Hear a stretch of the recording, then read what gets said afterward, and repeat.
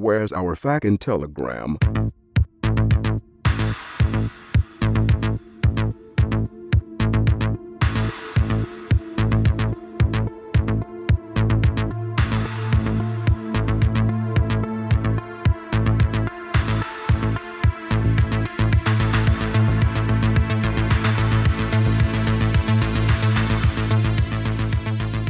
Hello, welcome to, unbelievably, episode 100 of Chet and John's reassuringly finite gaming playlist. We made 100 episodes of this. I don't know how we did it.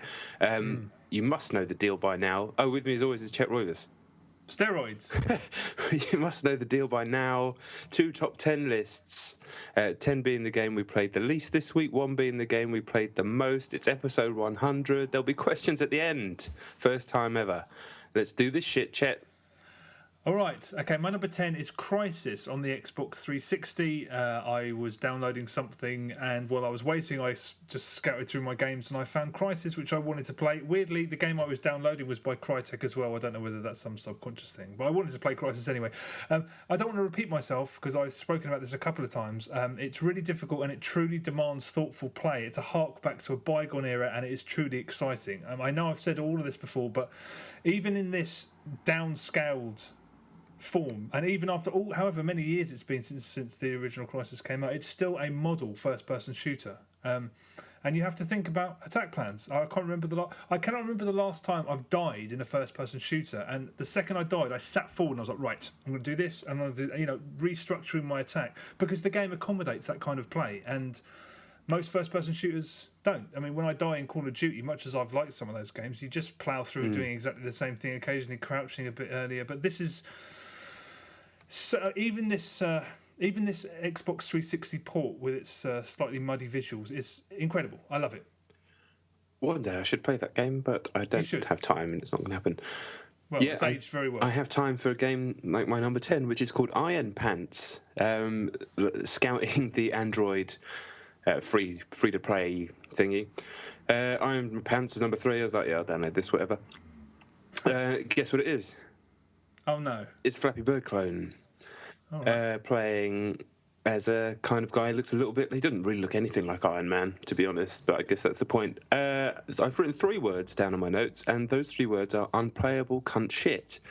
Nice.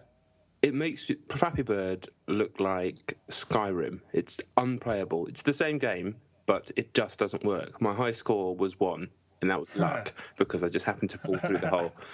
Unbelievably shit.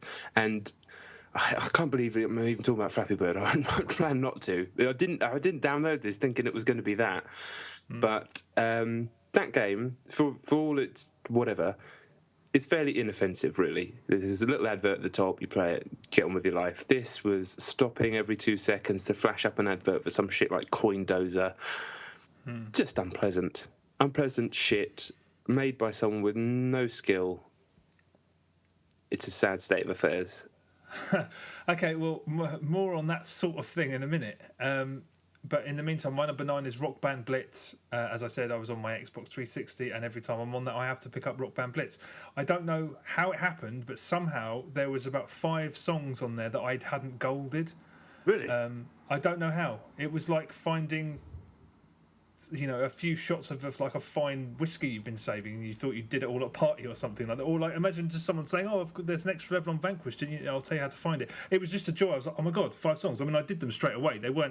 It wasn't a vintage collection of music. It was like REM, who I'm not a massive fan of, Stone Temple Pilots, etc. So it wasn't like great songs or anything. But sounds right. It was great to have songs to gold again. Yeah. So now I have every single one gold apart from one, which is Won't Get Fooled Again by The Who, which is impossible.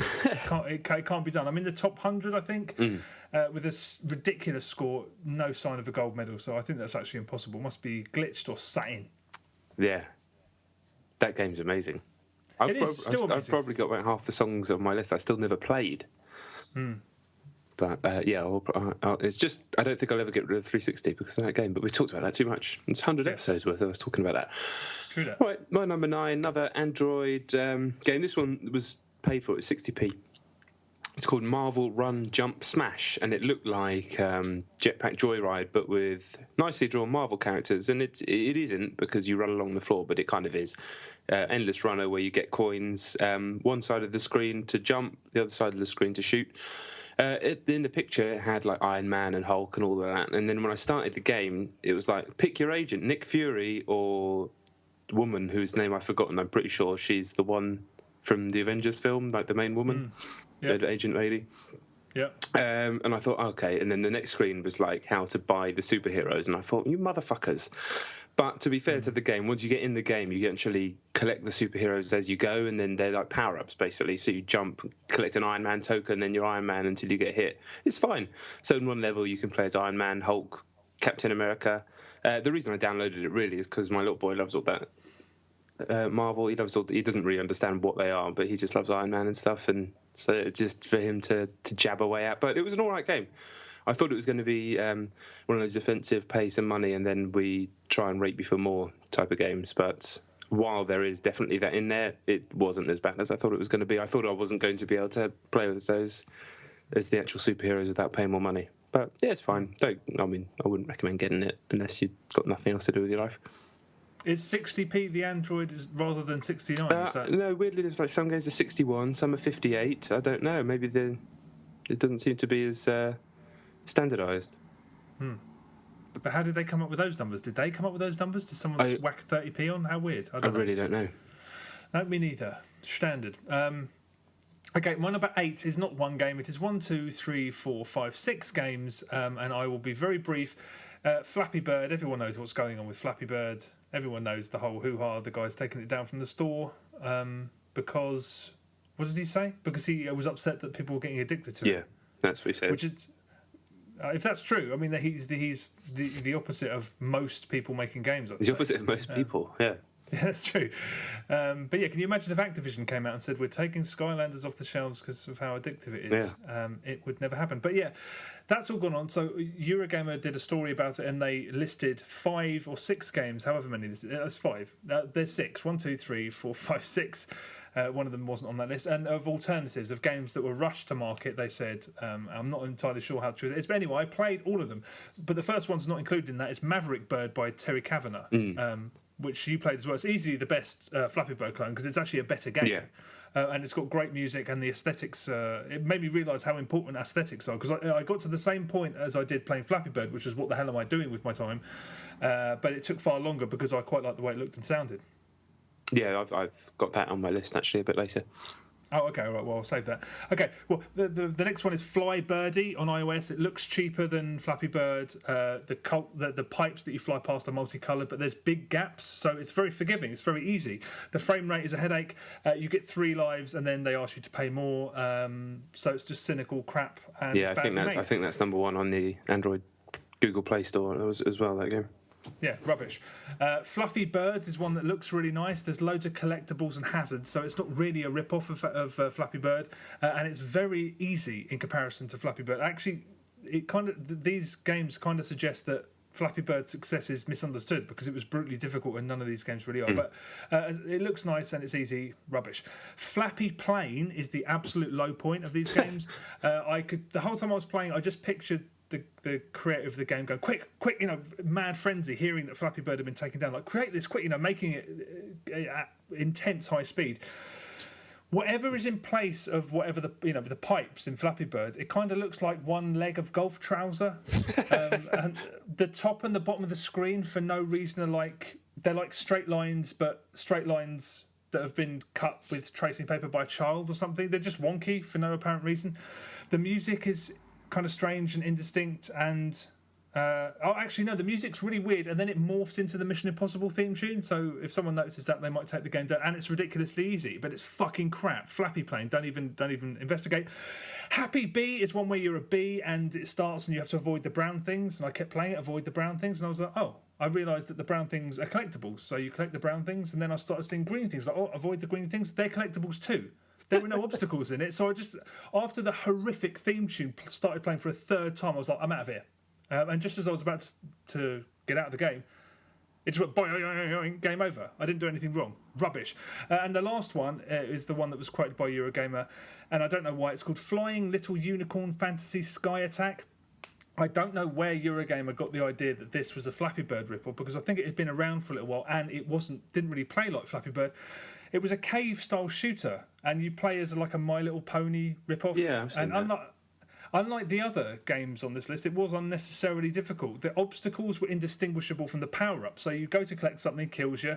Go to avoid something, is a collectible. And you never knew because there were so many of each. One life, top-down, fuck off. I'd rather play Flappy Bird. I'd honestly rather play Flappy Bird. But yeah, anyway, that was great. Flappy Bird's legacy is shit. Yeah. Poor old Dong. At least he's somebody said that it was a cynical marketing ploy, and I'm sure it isn't, but at the same time, he is going to make that game live for a lot longer than it would have done otherwise. Very true. Very true. Talking of shit, my number 8 is a game called Motocross Madness.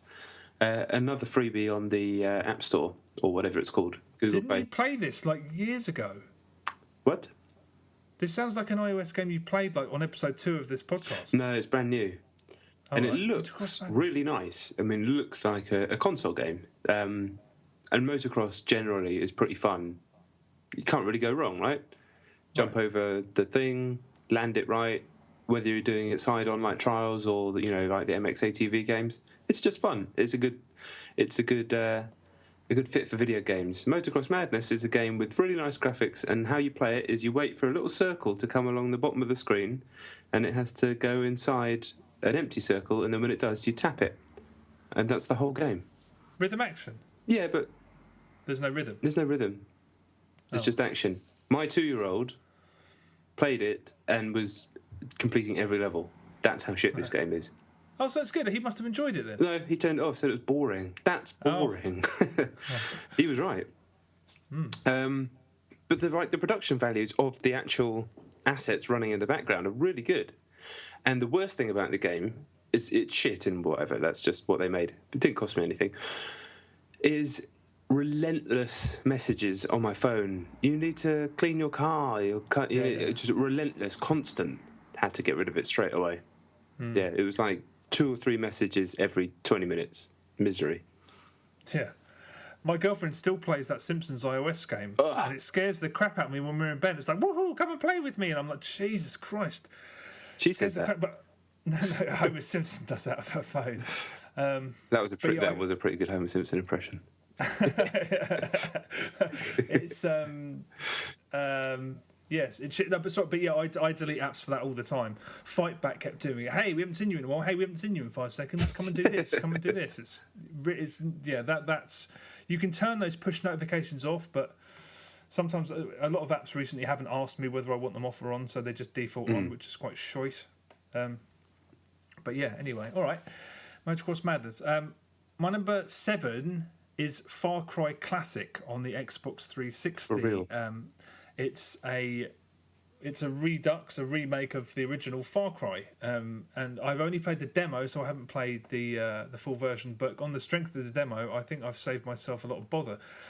This is the first Far Cry is the only one I haven't played. I've played Instincts, Predator, Far Cry 2, 3, Blood Dragon. I even played that Wii, the one on the Wii. Which I think it was a port of one of the earlier ones. I can't remember.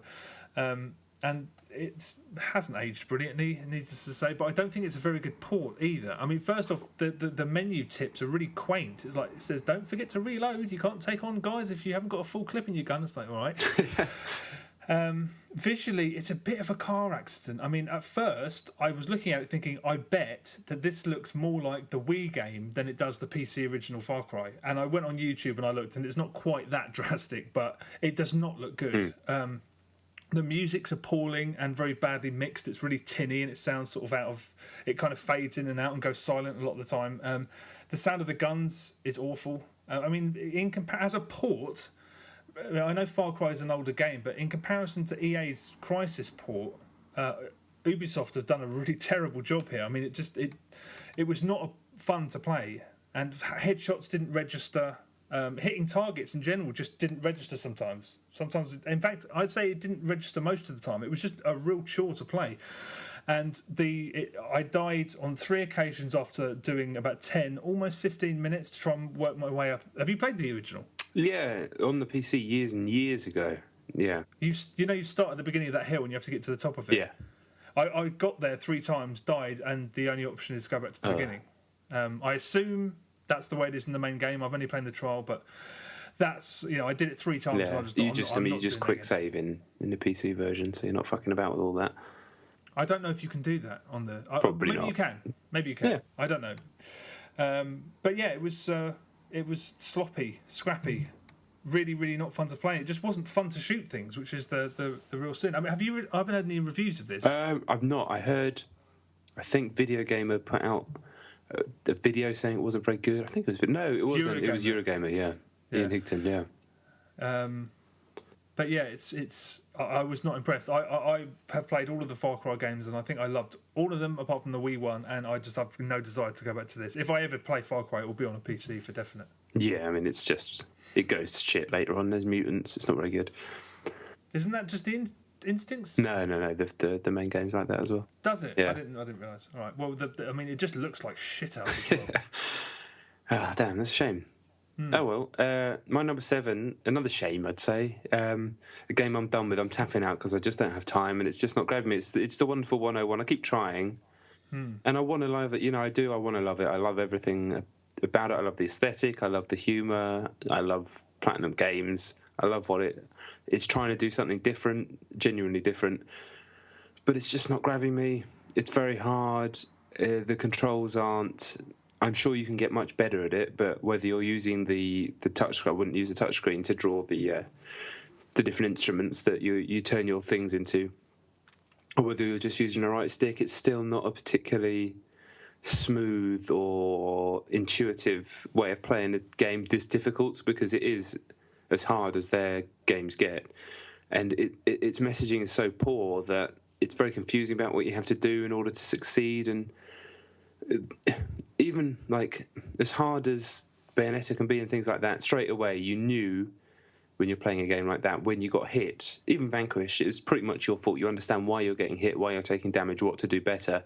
Here it felt like one of those games where I'm fighting and I'm kind of scraping through by the skin of my teeth or dying, but the scraping through isn't fun. It's just like I'm just getting hit and then trying to gather all my guys up, because when you get hit they kind of spill apart, almost like Sonic shitting out his coins, and then you have to go and gather up all your little people and then keep going. And I've no doubt that when people do get their heads around it, it's much better than I'm making it sound. But at this point, I've been trying to get it to grab me for a long time, and I'm forcing it now.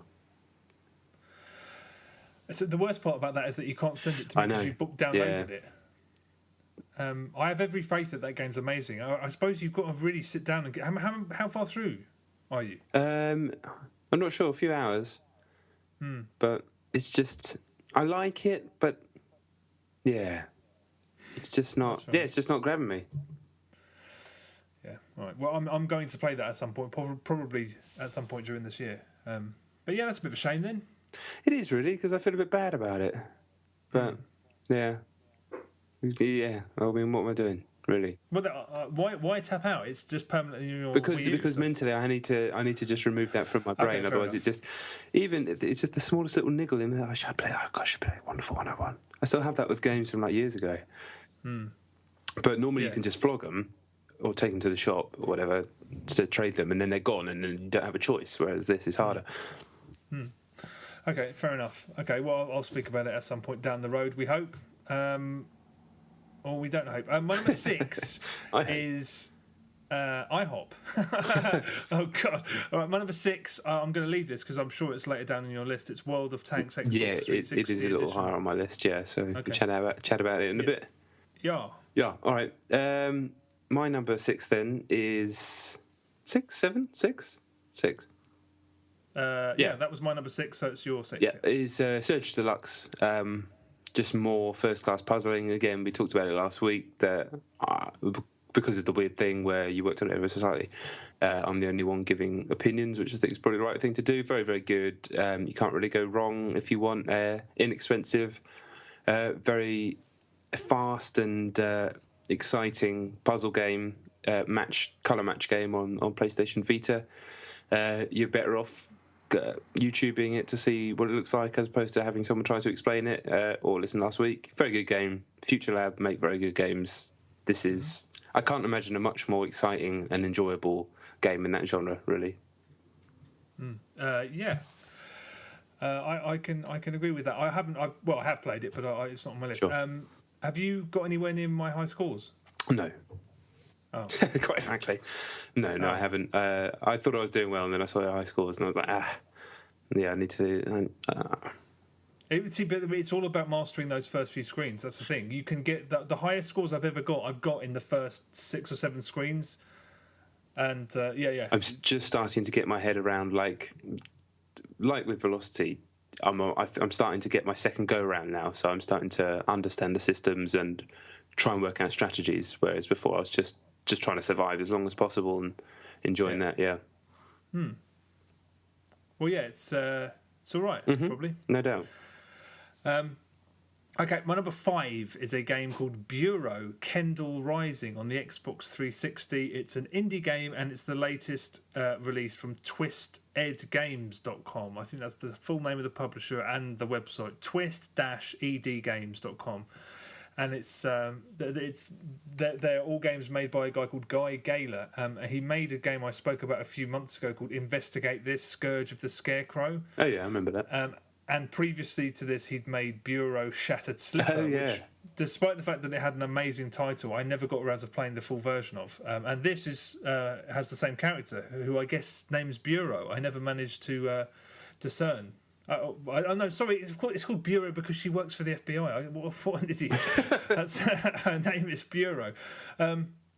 This Guy Gaylor character is a very talented artist, and there are actual 3D cutscenes in this, like miniature movies. They're very short, but his games are amongst the best looking games on XSplig. But it's an interactive whodunit that could be played like Scourge of the Scarecrow with the DVD remote. Right. So there's a little bit of point and click. You also manage aspects of this case. Your tiny interactions, really not particularly gamey, and you sort of move around this map to pick in what order you investigate different aspects of the case. There's a few multiple choice questions, and a smattering of pretty innocuous mini games where you're sort of moving a crosshair around and you press it when you want it to shoot. I mean, like I said, it could be played on a DVD remote, and to be honest, the kind of people who would most enjoy this do not have a console and do not play video games. It's an interactive whodunit that's kind of, how did you describe interactive novel or something? It's not really a novel, and unlike Scourge of the Scarecrow had subtitles, and this has actually got everything's voice acted. The dialogue is as idiosyncratic as it was in the earlier game. To be polite, there are a lot of bad jokes in it. I mean, it's nonsensical, I mean, and needlessly complicated. The bad guy's this extremist who kills other extremists, and then for one moment there's just soldiers everywhere.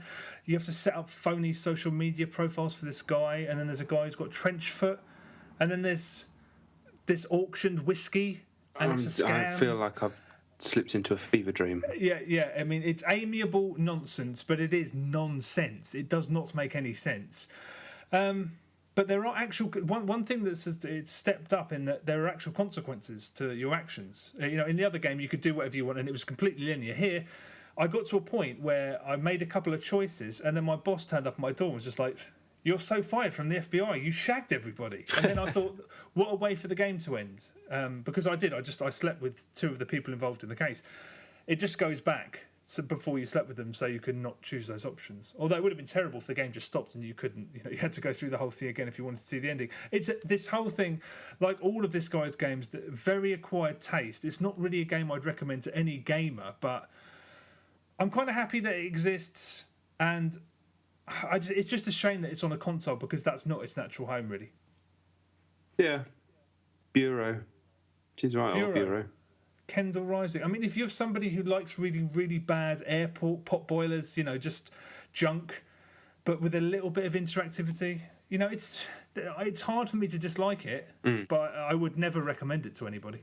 Apart from that person that you just described. Yeah, I mean, but again, they're never going to. A DVD you bought in an airport, stuck it in. Hey, interact with your favourite mystery, starring Bureau, the female detective who works for the Bureau. Oh Jesus. Okay, right. Maverick Bird. That's my next one.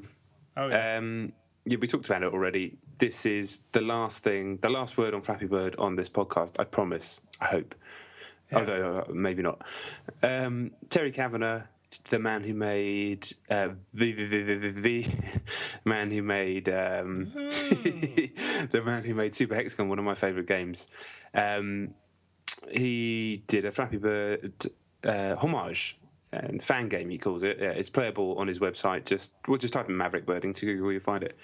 It's the same principle, but slightly advanced. You play as a little diamond thing, moving through obstacles.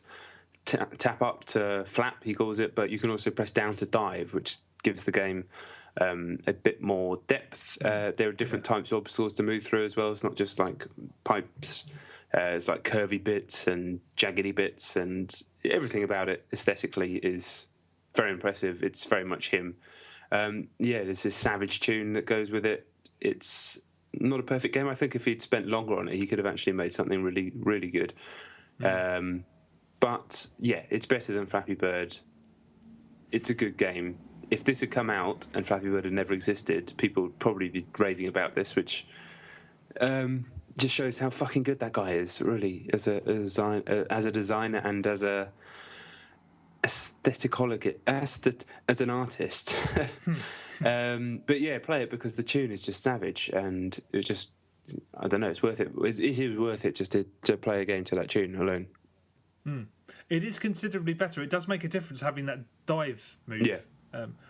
And it is better in every way, but I'd still got to the same point where I just thought this is a waste of my time. Yeah, completely. But yeah, has he said anything about Flappy Bird? Is that some sort of act of support or something? I don't know. Yeah, he was just like, I think he tweeted out something like, you know, good on your dong or something, or like lots of love or something. It's all done in good spirits, I think. Okay. And him being a top man, clearly he's put it on his website for free with no adverts, as opposed to every other fucker in the world just trying to make a buck out of it. True, yeah. Yeah. Well, yeah, hopefully that is the last Flappy Bird related game. Although probably not, because maybe someone will bring a Flappy Bird clone to consoles. I don't know. Maybe it's not the end of Flappy Bird. Okay, my number 4 is Metro Last Light on the PlayStation 3. Still, I believe, currently on PlayStation 3. PlayStation Plus, I should say. I've done a few more hours, and I'm so relieved that it doesn't bear any resemblance to the opening, because it had a really terrible opening half hour, 40 minutes. And now that's all subsided. Basically, as soon as you get underground, the game... It's really quite excellent. I'm surprised so far. I mean, I hope, or I think I'm about halfway through it. And it's really, really... my involvement has just skyrocketed, and it's, just brilliant. I can't remember if I noticed this. I should probably get this out of the way. I think I said this last week, but... it freezes every time it saves and every time you get a trophy. I mean, it freezes for almost 10 seconds sometimes. Oh, no way. So I don't know whether that's because it's a download or whether it's like that on disc. But it's another reason why it doesn't look particularly good, especially as I'm sort of primarily playing games on next gen. But also the loading times between levels are 30 seconds plus sometimes. So it's not in great shape on the sort of downloaded version of PS Plus anyway. But it's quite brilliant. I mean, there are some brilliantly effective stealth sections in it, and you know you can ignore them like any great stealth game. You can completely ignore them if you want. But skulking around, unscrewing light bulbs, and using your torch carefully, and making sure you don't get spotted, and in between hand cranking that noisy device to keep your electricity up. Yeah. Just taut systems, terrifically involving. Just, I mean, I've loved moving around those metros, and you know, I spent hours there the other evening, and I was just like, this is so involving. I'm so gripped by this. It's perfectly made. So I just hope. I mean, you said there's like really great things in the second half, right?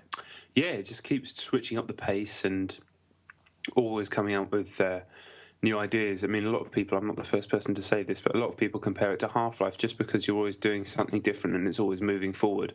And you're rarely, while the mechanics and the systems stay the same, you're rarely using them in exactly the same ways. And it has a few shonky moments, don't get me wrong, but and I was certainly done with it by the end, as unfortunately so many games tend to do. But yeah, there are plenty of excellent moments going forward. Yeah. How are you dealing with the? I know you're not a fan of things with 8 legs. Oh yeah, I found a couple of when you're in that car and you keep jumping off optionally to go and investigate those little areas. Yeah, I'm fine. I mean, I'm not really that bad because they don't really look like spiders, and they're also sort of red, and they just look a bit. They did scum me out a little bit, though. They're fuckers. Yeah, I mean, things like that always do, but I'm not getting anything that looks like a spider. It's always just a bit Skyrim, that fucking thing away from me. But no, it's really good. I mean, there are a couple of strange moments. Like there was the one bit that was very familiar, and I was playing it thinking, is this an exact replica of something that happens in the first game? This is when you meet that sort of community for the first time, and everyone's there's mental people shouting apocalyptic banter, and there's some guy entertaining the kids in the corner, and shady. I don't know. It's probably a cliche in itself. All of those things. The guys having the sort of clandestine chats in the corner, but it felt like it was deliberate. I don't know. Anyway, this reminded me that Metro 2033 was probably even better than I realised, because that did stay with me, aspects of that game, and this is. After a terrible start, this is shaping up really, really brilliant. I can't wait to finish it. Yeah, it's definitely worth sticking with. There's some amazing moments outside later on. Yeah, okay. Cool. Awesome. Okay, right, my next game, number 4, is TXK. I think that's what you call it, on PlayStation Vita. This came out yesterday, I believe, the new Jeff Minter game. I hadn't really heard of this until a few days ago, and then suddenly it was out, and then suddenly it was getting 9 out of 10 Eurogamer and 9 out of 10 Edge. It's like £4.30, I think, on PS Plus. So I was like, yeah, looks like my cup of tea anyway. Let's do it. And yeah, very, very glad that I did. It's absolutely tremendous. It's a tremendous video game. It is ostensibly just another remake of Tempest. I never really played Tempest when I was young, or any of its remakes, so it's still kind of new to me in some ways. But yeah, you're moving the claw around the edge of different tunnels, shooting the things at the end. Completely hypnotic, looks amazing on the Vita. It kind of has that, still the vector graphics, but they just pop so well on the screen.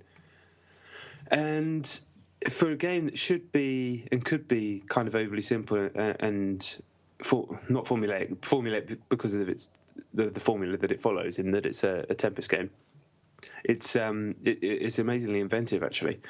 The game is comprised of 100 levels. There's a few different ways of playing it. There's pure mode, classic mode, and survival mode. Pure mode is starting from the beginning, trying to survive as long as you can, and get as high a score as you can.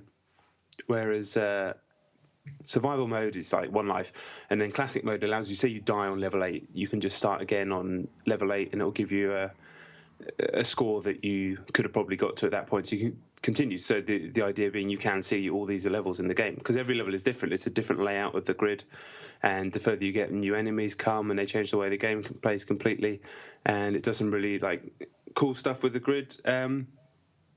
It's just a brilliant game. It's just this guy's been making these types of games forever, and he's definitely not lost his touch. He's just been honing that craft for years and years and years and years and years. And I mean, people who know more about his games than I do have said that this could be his best game, and I just absolutely love it. I think it's tremendous. It's a tremendous game. I mean, I couldn't drill down a little bit more into the exact mechanics and different things. Like, you collect power-ups, obviously, like any of these games, but basically every level you start from scratch again, so you have to collect the power-ups as you're playing. Each level probably lasts about 20-30 seconds. And one of the power-ups, like, the fucking monsters are coming towards you, and then they're getting to the edge of the grid, and then you can't go where they are because you'll get caught. But one of the power-ups you can get is like an AI droid that helps you. Another one allows you to pull yourself back for a couple of seconds from behind the grid and quickly clear it out before you fall back down. And obviously power-ups to make your weapons more powerful. Then the level finishes, it disintegrates in these really cool triangle what's the word I'm looking for? Particles It looks awesome. Then you have a little bonus game where you fly through rings and try and move your little ship in the middle of the rings, and then you're just on. And it's got this, again, like Maverick Bird, amazing tunes, kind of a hypnotic rave track, I guess you call it, that changes. It's like a DJ mixing kind of rave music, I guess, sort of 90s style rave music, but happy hardcore. No, it's not that fast, but I mean, it's just electronic music, but it just has a kind of 90s vibe to it. All right. And it's just, I don't really have. What can you say? It's just really, really, really, really good. Another absolute corker on PlayStation Vita. I swear that thing could end up being one of my favourite consoles ever. It's everything. It just really speaks to me. I know the 3DS has all these classics on it, especially in the last year, but for the types of games that I really like, PlayStation Vita is that's the one. I think I'm going to pick it up because I've read a lot about it today. It's brilliant. And £4 or whatever. Again, another game that's £4 on Vita that seems to be a must buy. Jeff Minter, I only ever hear his name when he releases a remake of Tempest. What other games has he done? Grid Runner. That's right, of course. Yeah, Space Giraffe, which I guess is another one of those things. And then other stuff that I don't really know. But they all seem to have that kind of fucking crazy guy with a beard tripping his balls off on acid in a cupboard type of vibe to him. Okay, it's funny because they do... But yeah, he a tremendous amount of goodwill exists toward him. And it's weird because as somebody who doesn't know his games, it seems like he just keeps bringing the same game out. I think I played... There was a version of Tempest on Xbox 360, I'm pretty sure. Arcade. Or was it another one of his games? Space Giraffe came out on Xbox 360.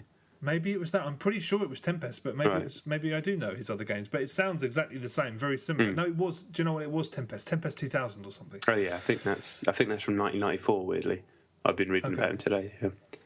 But that's supposed to be like the other brilliant one. Okay. But this is, people say, is better. Okay, I'm £4. I'm definitely going to get it. Yeah, it's great. And leaderboards as well. Handy. Have they mentioned about Oli Oli? Are they going to? They're doing stuff like most people are posting their scores on Twitter and stuff, which is like, it's fine, but it's just annoying because, especially when you're given a position on a leaderboard that you can't look at. Yeah, that another cracker though. Yes, no doubt. Okay, my number 3 is Dead Rising 3, the Fallen Angel DLC. Okay.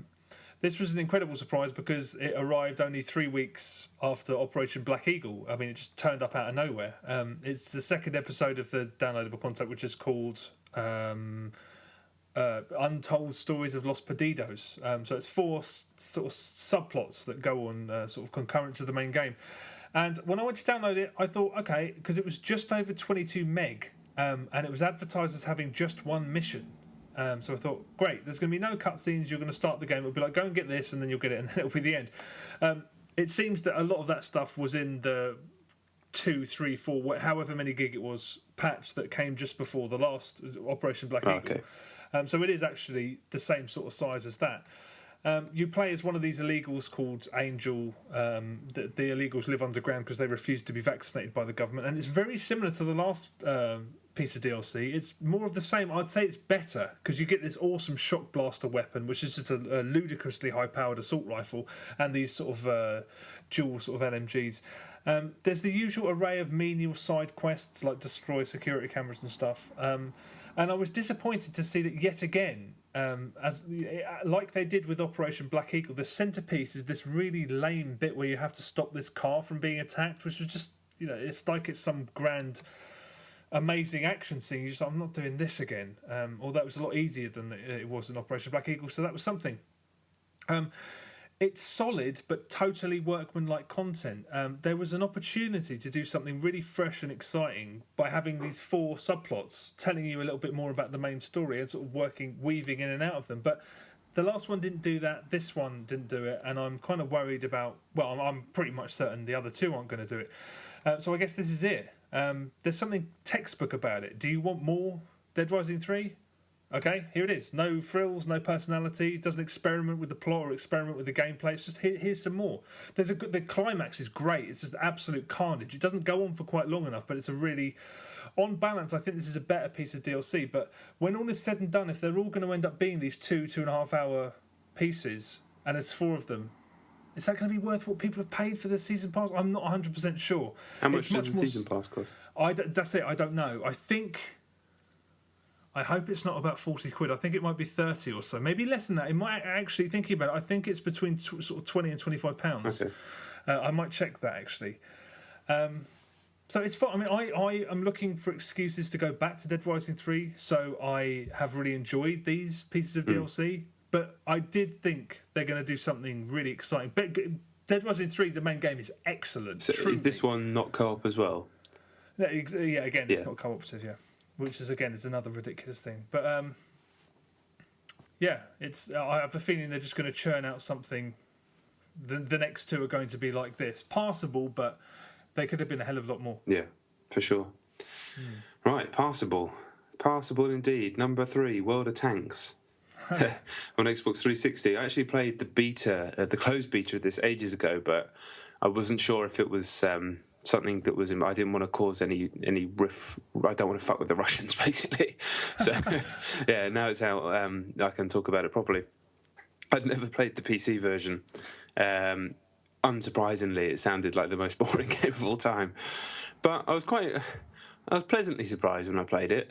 I played a fair old chunk of it a while ago.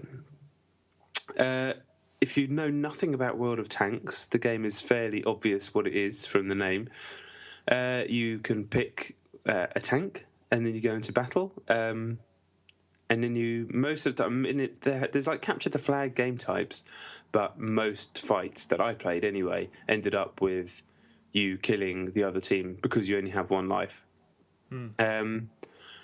And if you've played in a tank in another game before, you can pretty much play this game. It's fairly simple to controls nicely. It doesn't, it looks perfectly pleasant on 360 for a free game. The production values are pretty good, I'd say. And I don't know. It's difficult to talk about it. It is a pretty boring game. It is slow ass tanks sort of pot-shotting into each other. But, again, it's like, what can you say about it that's too damning? Because it's called World of Tanks. So what the fuck do you want? It does exactly that. And I think there is a reason that this game has done so tremendously well. And that is, it is a free game that feels perfectly playable as a free game. You get in there, you get a few tanks to begin with, you start to earn currency within the game, and then there's a steady stream of unlocks, none of which make huge amounts of differences, but there's like a whole tech tree for the different tanks. There's tons and tons of tanks. And one of the main things that you pay for, should you really get into the game, and don't get me wrong, it is a mechanically sound game, and I had fun. Capping a tank and blowing it up is quite good fun. Is it as fun as shooting a dude in Call of Duty or Battlefield? Not for me, but some people like tanks. I don't know. But one of the main things that you can pay for is premium, which I'll be honest, I don't know how much it costs, but it gives you a few little odds and sods, but it's effectively a coin doubler. That's what it is. I think it allows you maybe some privileges as well. I'm not 100% sure, but it's effectively a coin doubler, XP doubler. So you pay for that, and then you can start unlocking stuff a hell of a lot quicker. You can also buy gold in the game and all that sort of stuff. And it's just, I'm not offended by any of that stuff. This is how you do it. Like, and I'm glad that this is the success, not the screaming in your face, texting you every 2 minutes type of horror show that I've become. That like free to play has become like associated with me in a kind of Pavlovian way with horribleness. But there's nothing wrong with this. This is actually quite nice, and if you want to spend money on it, it's not yelling at you. It's all there. You could spend a fuckload on it if you wanted to, but you could spend nothing and play it for hours, which is exactly how these things should work. It's World of Tanks. Give it a go. It's free on Xbox 360. It's all right. You might love it. Lots of people clearly do. Yeah, I played it for quite a while. I thought it was fine. As you pointed out to me, the download is very small because it's just a client, and then you have to do many downloads after that. That takes quite a lot of time. So if you're thinking you're going to download it and start playing immediately, you're not. I thought it was passably fine. The structure is exactly the same as War Thunder, was it? The PlayStation 4 free-to-play war game with warplanes? Right, yeah. War Thunder? Yeah. Yeah, I mean, exactly the same in that when you score points, it's like, here are your points, here's the points you could have won if you had premium. I found the game quite enjoyable, very slow. I mean, the tanks you start off with are very slow. Yeah. And the problem with all free-to-play... There's two problems with free-to-play games that I noticed just in my playing World of Tanks this week, is that there are games you go into where you just don't have the equipment that people who bought premium clearly have. So there are some long-distance sort of anti-tank rockets where you can just get to the edge of the battlefield and then bang, game over, which is no fun at all. But I played several games. I was earning XP okay. I was unlocking stuff at a decent pace. I didn't feel aggrieved or sort of cornered. I didn't feel like it was sort of really hankering after money from me. Completely. So the other thing that is wrong with the game, or not wrong, but another problem is that as somebody who played it during the launch week of the Xbox 360 version, if you were in I mean, it's a team game. It's like a strategy game, really, because if you're playing with a certain number of teammates and you are clever, I think the game could potentially be very rewarding. But I kept getting put in games with people who were just trying to see what this free game was all about. So I wonder how long it takes to filter those people out. It's not for me either. I'm not a tank man, but it's perfectly entertaining. I think with sort of 6 people or however many, I think it's 6 aside. It could be entertaining if you're a tank man or woman. And there is some depth to the combat. You know, you can kind of take cover in bushes, and you become invisible on the map and things. And you're aiming. I think you're aiming for like the sides and back of the tank, and you have to lead shots and things like that. And, you know, it's the mechanics are there. It's well-made game, and there's a fuckload of tanks if you like tanks. And I know people do like tanks. Yeah, they do. But yeah, it's fine. I thought it was like for what it was. Knock yourself out. Yeah. Too right. World of Tanks.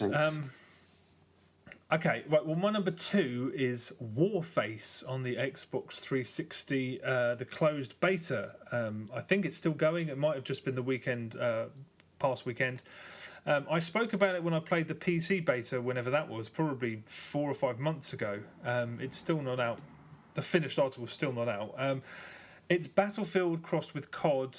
The same classes as Battlefield. It's made by Crytek, so the control scheme on 360 is very similar to the Crysis control scheme. So weapon mods are on a specific button and grenades are separate.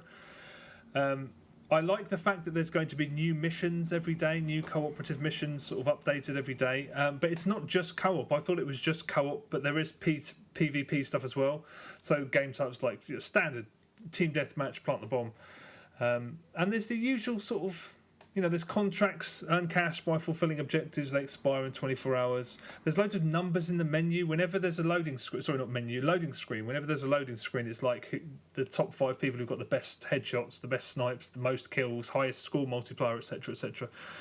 The AI is laughable. They just run at you or stand still, and that's it. The location is the same Middle Eastern hellhole that most of these games have at least one level set in. The main system is resurrection coins. So that's where the bulk of people's money is going to be spent. When you die, if you haven't got a medic with you, because there's medic classes, snipers, etc., etc. If you can't be revived by a medic, it will say, well, do you want to buy a resurrection coin? You can earn resurrection coins, but primarily they're to be bought. And I don't know at this point, despite having spent several hours playing, I don't know how snide that system is going to be. Because a friend of mine, we were playing 2-player co-op, he just walked around the corner, sniped, dead. He wasn't a medic, but if he was my medic, the resurrection coin, what do you do? They're just like, pay. Well, all I did was walk around the corner. Doesn't matter. Resurrection coin or you... Fucking resurrection coin. Exactly. I mean, that's the primary system. There are other things you can spend money on and whatnot, but that's primarily it. The performance over the weekend, the launch weekend of the beta, was very, very sketchy. I mean, it looks like refried shite. It really does. It looks terrible. It's not. I mean, the problem is I don't want to diss it because it does absolutely everything as well. Everything's done well enough for it to be totally engaging, but absolutely nothing is done better than it's ever been done before. Sure. It's like, you know, those iOS games. When Call of Duty was at its peak, there was iOS games that were huge. Like I think Modern Combat, one of them was called. There was a raft of those, and that was the most popular. And actually, that wasn't bad. I mean, as far as those things go, I remember playing it thinking, you know what, this is fine.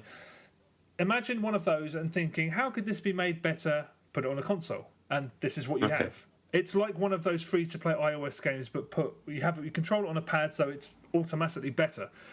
But you and I are not in that target market. No, you know, we're not.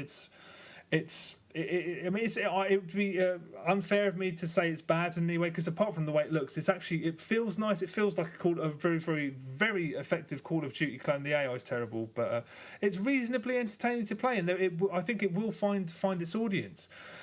So yeah, it's totally fine. I don't think I'll ever play it, but you can't say it's a bad game at all, because Crytek, they do make good stuff. Warface. Was it you who had an issue with the title? Yeah, it's crap. Is it? I mean, is it? Warface. It's fine. It's just anything face. Sure. Ban okay. it. Okay, my number 2 is a game I managed to get some hands on with at a preview event, which was UFC. EA Sports UFC. I was going to say UFC Undisputed, but it's not called that. It's called EA Sports UFC. As anybody who knows me or regularly listens to the show or anything like that knows that I'm a huge mixed martial arts fan. Obviously, that's a huge part of my life. So I was extremely excited about getting the chance to get hands-on with this game. I'm a huge fan of EA's last mixed martial arts game. Not that it's being made by the same people. That was made by Tiburon down in Florida. This is being made up at EA Canada, where they make all the big games, the FIFA, etc. And it's being handled by the Fight Night team. And the same creative director who headed up Fight Night Round 4 and Fight Night champion, a chap called Brian Hayes, who was at the event as well. Nice chap.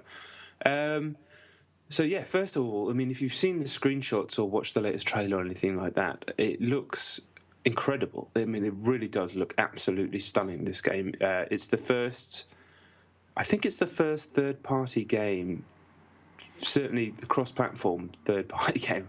It's stretching the parameters here. That's next-gen only. I think that's right. I think there's stuff that's exclusive, obviously, that's next-gen only. But I think it is. But it's certainly EA's first next-gen only game, and it shows the fact they've not had to scale anything down for older machines.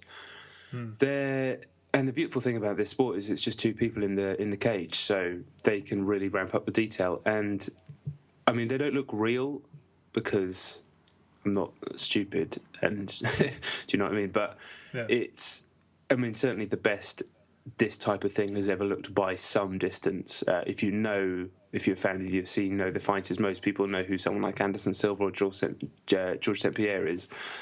They're not only instantly recognisable, but like you take a moment, especially during the entrances and the just the bits where they're like standing there waiting to have their names announced by Bruce Buffer and stuff, and the stats come up at the bottom of the screen. Like the lighting is what sells it, really. Amazing.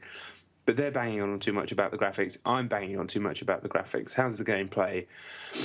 Unfortunately, when I played it, I mean, it wasn't in a great state. They're saying it's out in spring. It feels like they might not have had enough time to really get the game to the place where they wanted it to. I was surprised they were showing it in this state, because if you were just watching it, it looks fine. But the second you play it, there's a massive delay between input and action. I'm sure it's not going to be like that, but that was the state I was playing it in. So it's kind of hard to judge how good the striking is, certainly, because you're pressing the button to bob and then throw a counter hook, for example, but nothing's happening for a second, so you can't really get into an engaging striking fight.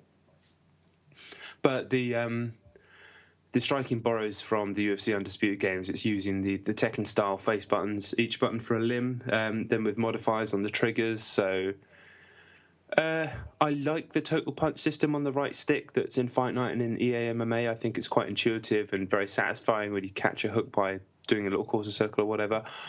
But inevitably, when you play online, people just played with the buttons, and eventually you had to join them or get beaten by them. And so this one kind of cuts that out straight away and allows you to play, forces you to play the button straight away. That's fine. It seems like the striking is going to be good. There's a hell of a lot of animations in there. There's good movement, good lateral movement, counters. You know, you're looking to hit people with counters and stuff. So that looks good.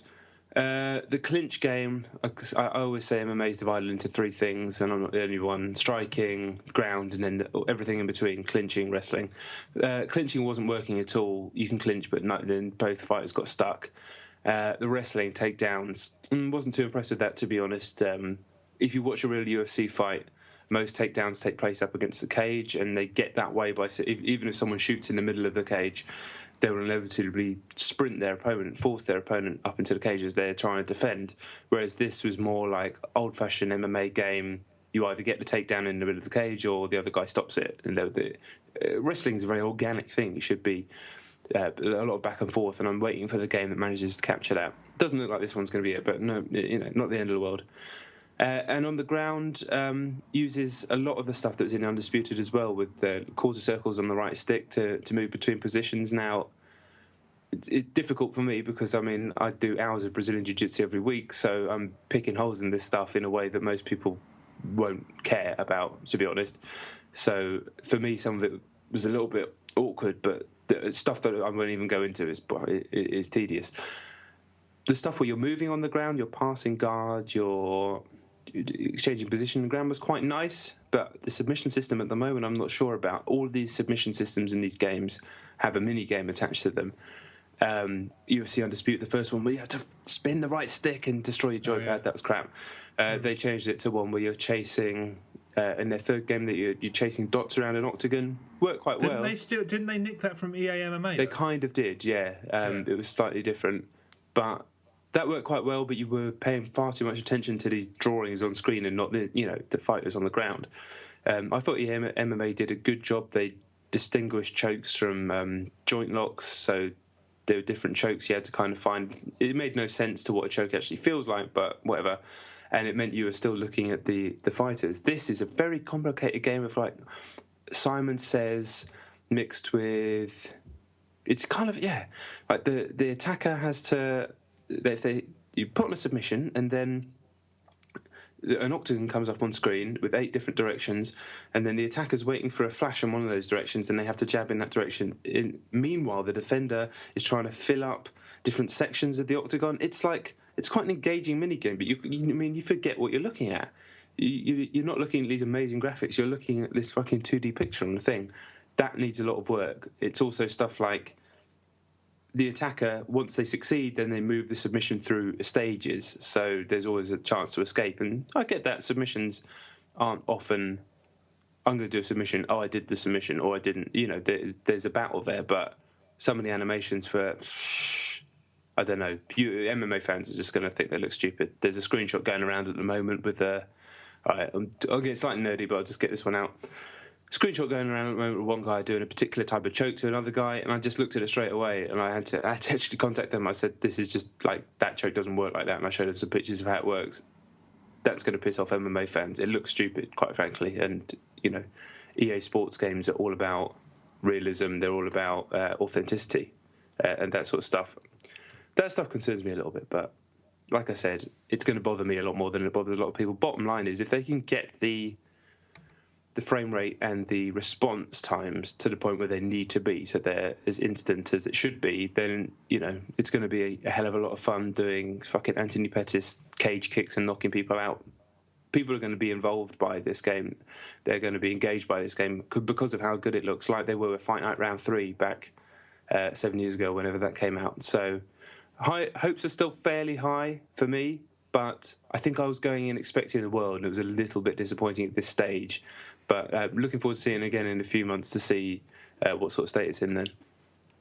They said spring, that's all they're saying? Yeah. By reading between the lines with the guy, they seem like they're basically killing themselves to get this game out in not enough time. I think they've had a year and a half to make it, and it could have definitely done with 2 years. So it's a shame. It's a fucking shame that we don't live in a world where they can just it's done when it's done. Yeah. Because that sounds like it sounds like, I mean, because having just looked at screenshots and heard a few bits and pieces, I'm just like, fuck. Because the top of my pile of games that I still have to play is EA MMA. Although annoyingly you can't play it online because they took the servers down. So I really want this. Yeah, I think it's going to be very good. Don't worry. It's the Fight Night team, so I'm not concerned about it. But I think I was going in with my mind expecting this to, because EA MMA to me is fantastic, but I think it looks like it's losing some of the stuff that game did. That not that many people even recognised, but that game's glorious. Some of the same people that worked on that are working on this. Apparently, right? They've flown some of them up, but I don't think they're the top end or design leads or anything like that. It is, the Fight Night guys really, who make amazing games. So I'm not worried too much. That's true. Yeah. Okay. Well, fingers crossed. Whatever happened to that guy, the face of the THQ? He works for Call of Duty. He's a producer on Call of Duty. Oh, is that right? Yeah, Nevin Drapinski. That's right. Oh, good for him. Yeah, good guy actually. Spent some time with that guy. Good guy. Okay. All right. Okay. Well, my number one is Titanfall on the Xbox One. Happy episode 100. Look at that. Yeah. I've been playing this all day, and I hadn't played it before you had. I don't want to repeat what a lot of people said when it was played at the places like Eurogamer. It's really is quite amazing. I don't really have a whole lot to say. I mean, I'll explain a little bit. About there's 3 game modes in the beta, which is going to run until the end of this weekend. There's what did you play when you played it? It was, I think it was just a death match, like a team death match. It was probably attrition mode, which is it's a death match, and then you have a mad race to try and get back onto your ship. Yeah, that's what it was. Yeah. Yeah. So there's that. There's hard point, which is basically 3 points conquest, essentially, or domination. And then last Titan standing, which is my favourite of the 3 at the moment, where you all have one Titan, you have one life, and it's just a team-based fight to the death, and it's just a real thriller. And tactics always win out. Some of the systems, I mean, it's one of those games that just hurls systems at you. Looking at footage, there was some things that I was worried about, like there's this vortex shield that you have when you're in a mech, and you can just sort of absorb the fire that's coming towards you and then sort of throw it back. I was worried that looked like it was too easy to do, but you can't. You really have to be careful. It's not as simple as just hurling it back. You have to sort of anticipate where your enemy's going to be. Right. So a lot of the times when you see people using that move, they screw it up because it is actually quite hard to do it. The pistol, it's just a random observation, but the pistol is the best pistol since the original Halo. Do you remember it? Did you use it? Can't remember it, got to be honest. Multi-lock-on. It's one of the first things you do in training. You're just like, that's the coolest pistol I've seen in a long time. I didn't realise you could jump out of your Titan and it can follow you around, or you can leave it to guard an area. But this is a game that throws systems at you. You have to manage your dash meter when you're in the Titan, because that's an invaluable move. You can't overuse it, and then you have to manage the vortex shield. You have to, it's one of those games that's just bursting with systems. I think I had like an electric shock thing when I had my Titan in the game that I played. It like electrified people or something. What, a move that the Titan? Yeah, had? I didn't have the vortex shield, I don't think. Oh right, I haven't. We've just been unlocking perks all afternoon. Right. So there's different ones and different moves steadily. I mean, it's a very much a Call of Duty sort of level up perk structure that I'm still unlocking bits and pieces, and it's not complete obviously because it's only a beta. There are these burn cards which are quite interesting, which are like one-off perks which you can just activate in the middle of a game. They look like playing cards. So one of them is a prosthetic set of legs, so you can die in the middle of a game and then stick one of these cards on, so you can run faster with prosthetic legs, or they sort of chop 40 seconds off how long it takes for your mech to be built. Or you can instantly swap your primary weapon to shotgun to save you changing your loadout. Stuff like that. Really cool ideas. Very, very Call of Duty. The matchmaking is incredible. On several occasions today, I started the game up and I clicked matchmaking and I jumped straight into my friend's game on his side. Straight away. It's absolutely. I've never seen matchmaking done that well. Who knows? I mean, there aren't many people playing it at the moment. Over the weekend, I'm sure it'll be far busier, and obviously at launch it'll be busier. But if it works anything like that, it's quite something. If the beta is a true indication of the final game, Titanfall could shift Xbox Ones in the way that the original Halo shifted Xboxes. It's a game that feels complete. It's done with such confidence and brio, and it feels finished. The beta feels like it's a finished game, and considering the year we've just had with Battlefield and all manner of games that came out that clearly weren't ready to be come out, this is like a sucker punch. It's ready to go already. It feels like. It's so entertaining to play. It feels so good. You feel in such control of it. I've been playing it all day, and I just can't wait to get back to it. It's like I said, if this is an accurate representation of the final game, then it's going to be a hell of a thing. Holy shit! Really, yeah. I mean, it's incredible. It's going to be a very long weekend, or a very short weekend, I should say, because I'm going to get my money's worth out of that beta. For God's sake. And suddenly the Xbox One's seeming quite tempting. All of a sudden. It's amazing because all of the elements are... everything's been done before. But they're just the brio, the confidence that it's done with. It's just like, that goes there, that goes there, that goes there. But it's been done before by these guys, right? That's true, exactly. Yeah. I mean, they sort of basically created Modern Warfare. So my question was, I mean, one of the things that I didn't really get a chance to experiment when I've only had one game on this, and this was ages ago now, was like the free running aspect when you're out of the Titan. How does that work? Is it good? It's good. I mean, you have a double jump, and then you sort of you free run off things, and then occasionally you can jump again. I think it was on Eurogame at a preview, and they worded it very well. But basically, it's very easy. Anyone can sort of jump around and sort of maneuver around the environment, but there is a sort of rhythm to it. So I was seeing people bounce in through the window. I was like, oh. I know a little bit of practice and you'll be doing that, but it's not. It's easy to do, but mastering it's going to take a little bit longer. It's impossible. How does the Titans work in the attrition mode? Because I remember I was playing and then suddenly said like ready for Titanfall or something like that. But every 2 minutes or so you get a Titan, and then you can either spawn in it when you next die, or you can summon it immediately to where you are. And it takes about 5 seconds. It lands, you jump in it, and then boom. So every couple of minutes, but you can use those burn cards to say, make them arrive quicker. Okay.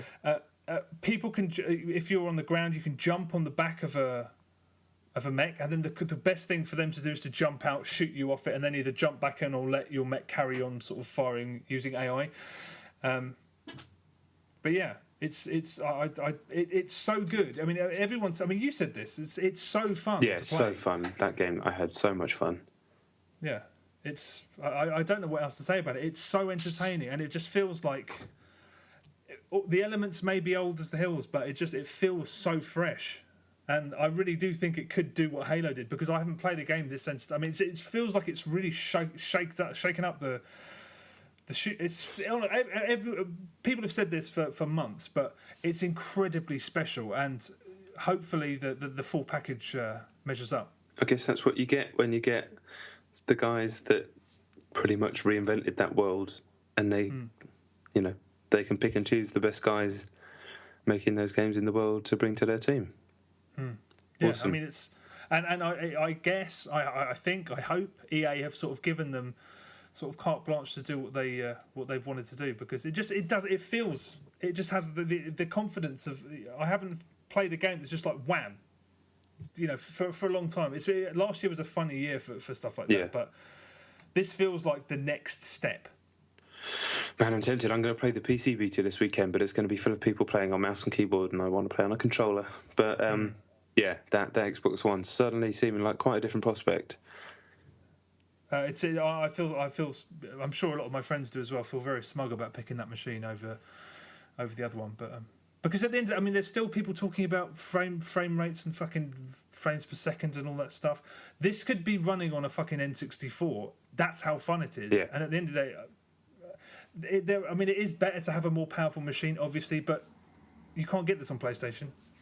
And this is true. This could be one of those old school killer apps that people solely buy the machine for. That is how good it is. It's ludicrous Even the tutorial, when I put it on this afternoon, started playing the tutorial, I was just almost cracking up, laughing, because instantly it feels amazing. Yeah. Feels so good. Yeah, I mean, it's ridiculous. It's good. There's my weekend gone. It's fucking Valentine's Day tomorrow. I hope that doesn't go down badly. Maybe your missus are like Titanfall. Well, here's hoping. Yeah. Okay. Not another game not to play on Valentine's Day. Then is my number one is Outlast. I went and finished the rest of Outlast. Oh yeah. Yeah. I mean, I think it's about a 4-hour long game. I had a good old chunk left after what I played last week, and pretty much universally, it's sort of a terrifyingly brilliant. I mean, it really is. It's kind of hokey and old in some ways. A lot of the game revolves around, like, you get to an area and it's like, find 3 things. But I don't know, that will then present you with 3 routes, and you're like, I don't want to go down any of these routes. I just want to stay here where there's a light. It just constantly throws stuff you've seen before in films and games, but executed pretty much flawlessly. The tension ramps up. There's a tremendously unpleasant section involving basically what seems like a kind of hospital area. It's just, I mean, the best word I can use to describe it is relentless. It's just like, oh my God, and then this, and then this, and then this, and this poor guy fucking went to the asylum. I mean, he's not had a good day. Let's put it like that. He's had a terrible day. He's an idiot for going there. He's a fucking idiot, but you know, you said it quite well, that the kind of disconnect that you have with him, that is similar to what you have with the stupid people in horror movies, and like, why are you going upstairs? Yeah. But yeah, I mean, it's just done, like you said, with Titanfall, with a kind of degree of confidence that you know, it's a simple game, simple systems, a few too many jump scares, but I think it earns them quite well. But it really starts to ramp up the dread quite well. And then there were points, yeah. I mean, I had to turn it off 3 times, I think, because it was starting to make me feel ill, and not because I was getting motion sick or anything like that, or I was unbearably scared, but it was just my nerves were so fried from this constant angst that I was just thinking, I don't think it's healthy for me to be playing anymore. Got towards the end of the game, and there's a bit, basically it feels like the game's finished. A bunch of stuff happens, and then you get into a situation, and it looks like the game's going to finish, and then it kind of flips the script in that classic horror way. I won't spoil anything more than that, and you think, bang, quality ending. That's what you needed. I was hoping it would do that. I hope it was going to have the balls to do that. But then it continues for another half an hour, and it turns into kind of a sci-fi thing, and it's wank. I mean, it's just, the last half an hour is utter wank. Not only does it do the thing that some horror movies do, where they feel the need to explain everything. This is why everything is like this in this fucking daft ghost ride that you've just been on. So I don't care why it's like this. Don't try and explain why it's fucking big muscly guy. I don't give a shit. It doesn't matter. It doesn't matter why. It just is. Filling in all the gaps. It's tedious, unsurprisingly. It actually damages what happened before, and the gameplay's crap because you're just getting chased the whole time by this thing. I don't want to spoil it. I don't think I am.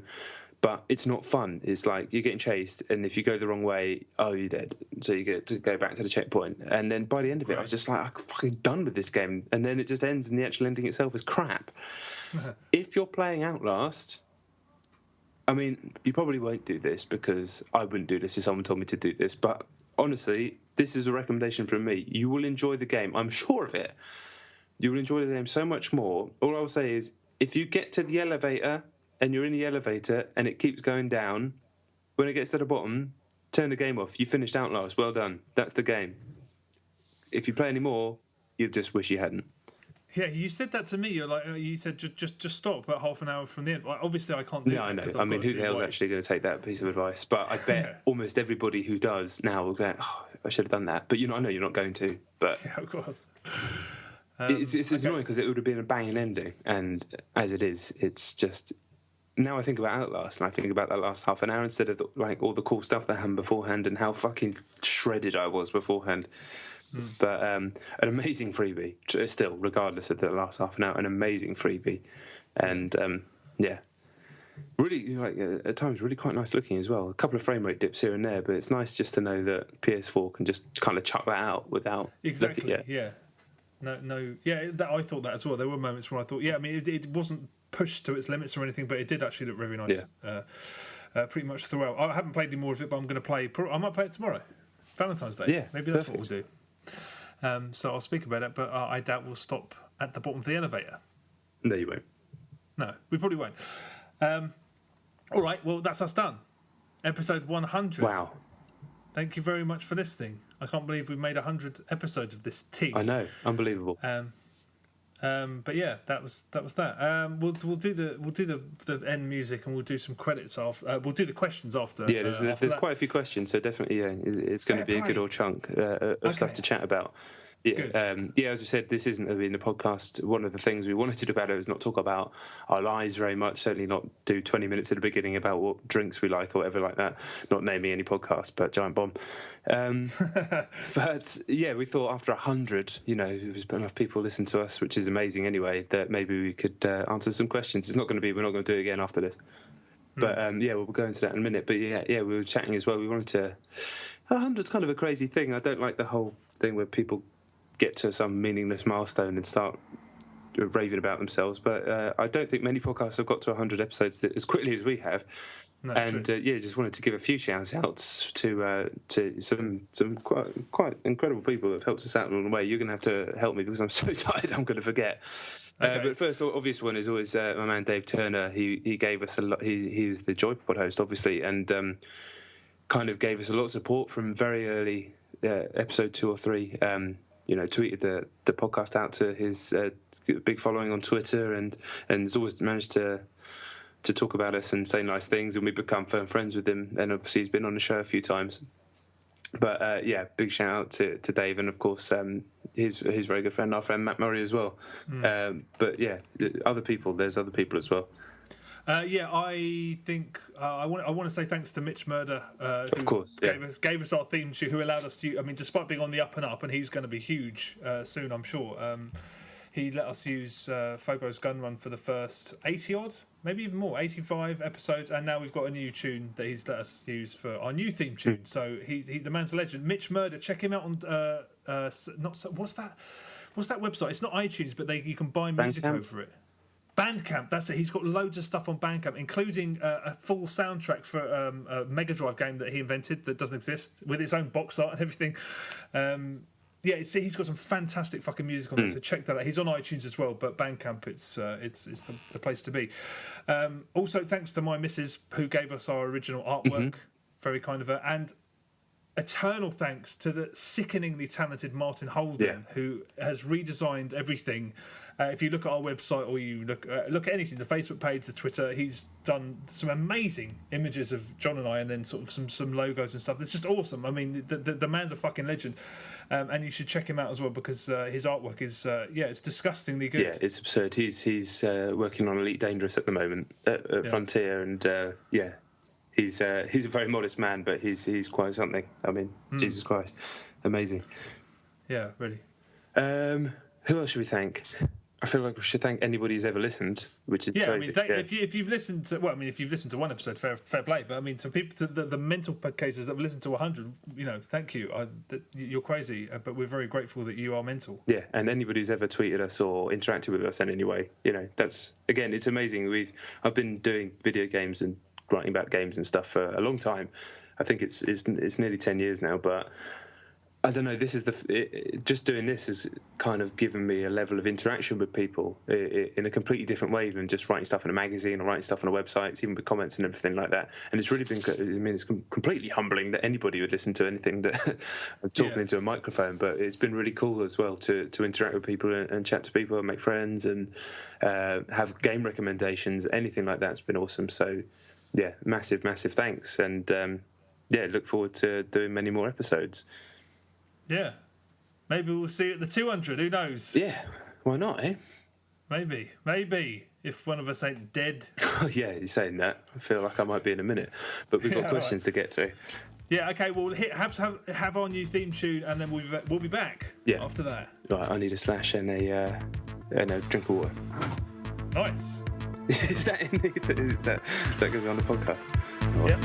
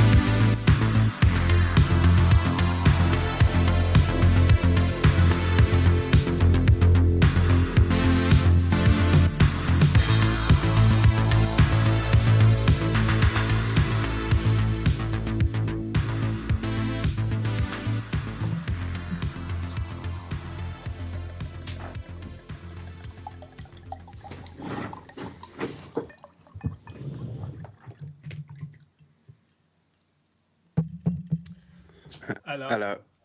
That was a hell of a slash. I had a glass of water and say goodbye. Good night to Nat as well. Right, fair play. I've just realised this is a terrible idea. I thought, well, what a great idea. After finishing the pod, I'll have a glass of vino. Yeah. It's 12:15. This is really a terrible time to open a fucking bottle of wine. All right, Twitter. How many are there? I don't know. Oh, at least there's some. Fucking hell, I honestly thought there was going to be like 2, and it'd be like, oh, yeah, what are your favourite 10 games of the week? There's quite a few, I think. Fair play. All right, well, let's just do it. Let's get it done. Just opening them up now. Blimey. What? Fuck loads. Oh, is there really? Okay, well, that's really nice. Fuck, I thought it was going to be 1. That's good. But let's just, whenever you're ready, let's just fucking do it. I'm trying to find the... First one? Yeah. Can it not be backwards? What? Can you not start at the end, or does it have to be... Well, I'm starting... I suppose... Yeah, I'm starting at the bottom, scrolling up. Oh, right. Whatever floats your fucking boat, boy. What? What was that? That was me moving a plate. Don't know why. Yeah. Right, I'll do Tom's one first. Go on then. Where is it? Right. Okay. Let's go. Right, questions. We've never done this before. This is quite a novel thing on other podcasts, but True. Yeah, we thought we'd do some one-off questions. So yeah, we said you can ask us anything, and then we'll answer them. I'm a fairly private person, but I'll answer any question anyone answers me. That's what I am. I just don't like to talk without being asked first. So yeah, let's see how this goes. Okay, first question is from Thomas Leclerc, someone Chet and I know very well and have known for a long time, friend for many years. So, number one, he's got multiple questions, so we could be a little while. Number one, if you could have anyone as a third podcast member, brackets real or fictional, who would it be? Fuck. I don't know. Shit. I've just remembered. I'm so terrible at questions. Like, it takes me like 6 years to come up with an answer. Fuck. What I think this might be the hardest question of all. Sorry, I just dropped a fork. Who'd be the third, real or fictional? That's fucking God. I don't know. Homer Simpson, probably. I mean, if we're trying to make it entertaining, it's got to be just somebody. Or is that what we want? Do we want? I don't know. Louis C.K. Yeah, like a stand-up. Yeah. Or would we want seriousness? I don't know. Adam Hess could be quite good. I think he plays video games. Oh, all right. Well, there you go. Yeah. There's probably a really good answer to that question that is bubbling away somewhere in my brain, but I just can't think of it. Yeah. But yeah, all right. We can't fix out in one question for too long. It says best and worst gams covered in the podcast. Jesus. Best Rock Band Blitz. Worst, I think it's the Expendables 2. Best. Yeah, Rock Band Blitz. Do you know what the worst might be? That Iron Pants game I played this week. No, come on, they can't. There's definitely worse games than that. I'm trying to think. Something that's really upset me and offended me to the core of my being. Can you think? I know there have been games that have done that, but I can't think of them off the top of my head. Great. Right. I think. Do you want to blank on that one? Yeah, Iron Pants. That'll do. Oh, cool. Apart from the Shots Fired dude, have you pissed anyone else off with your reviews? So Shots Fired was the hip-hop gamer who got really mad about my Dead Space 3 review. That guy is a fucking idiot. But has anyone ever got pissed off with any of my reviews? Yeah, massive shitstorm with Assassin's Creed 1 when I was on Games TM. Won't go into it too much, but it involved lots of angry phone calls and meetings and things, which was a delight. I've had, over the years, I mean, PRs are put in uncomfortable positions by their superiors, so I won't be down by them on them. Situations where people have phoned to question scores and you have to have a conversation. They don't really like doing it. We didn't like doing it. This was when I was on staff and running 360 magazine. Since then, I don't think so. Do you reckon all that sort of stuff still goes on? Yeah, it definitely does. Oh, all right. Well, I mean, no, I haven't. But I mean, the only time I have, funnily enough, the guy I spoke about earlier, Guy Gaylor, who makes XSplit games with those 3D animations. he sent me a review code for the Scourge of the Scarecrow. I put a video up on YouTube, and a few weeks later he had asked YouTube to try and remove it for a copyright claim. I just took the monetization away, so I couldn't monetize it, but the video's still up. So he obviously didn't like what I said, which I thought was quite kind, but yeah, whatever. Yeah.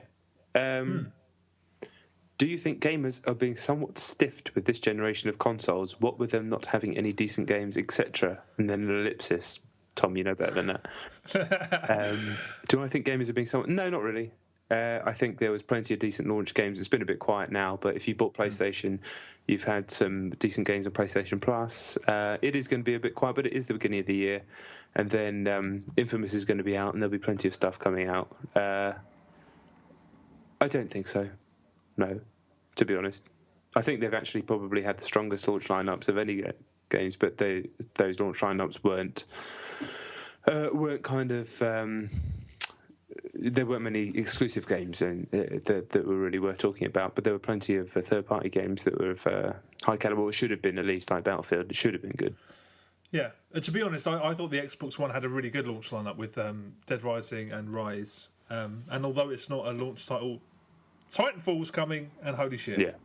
Yeah. Number 5, his question number 5 says, microtransactions, rant. That's not question. It actually has an exclamation mark at the end, so I'm not even going to answer that one.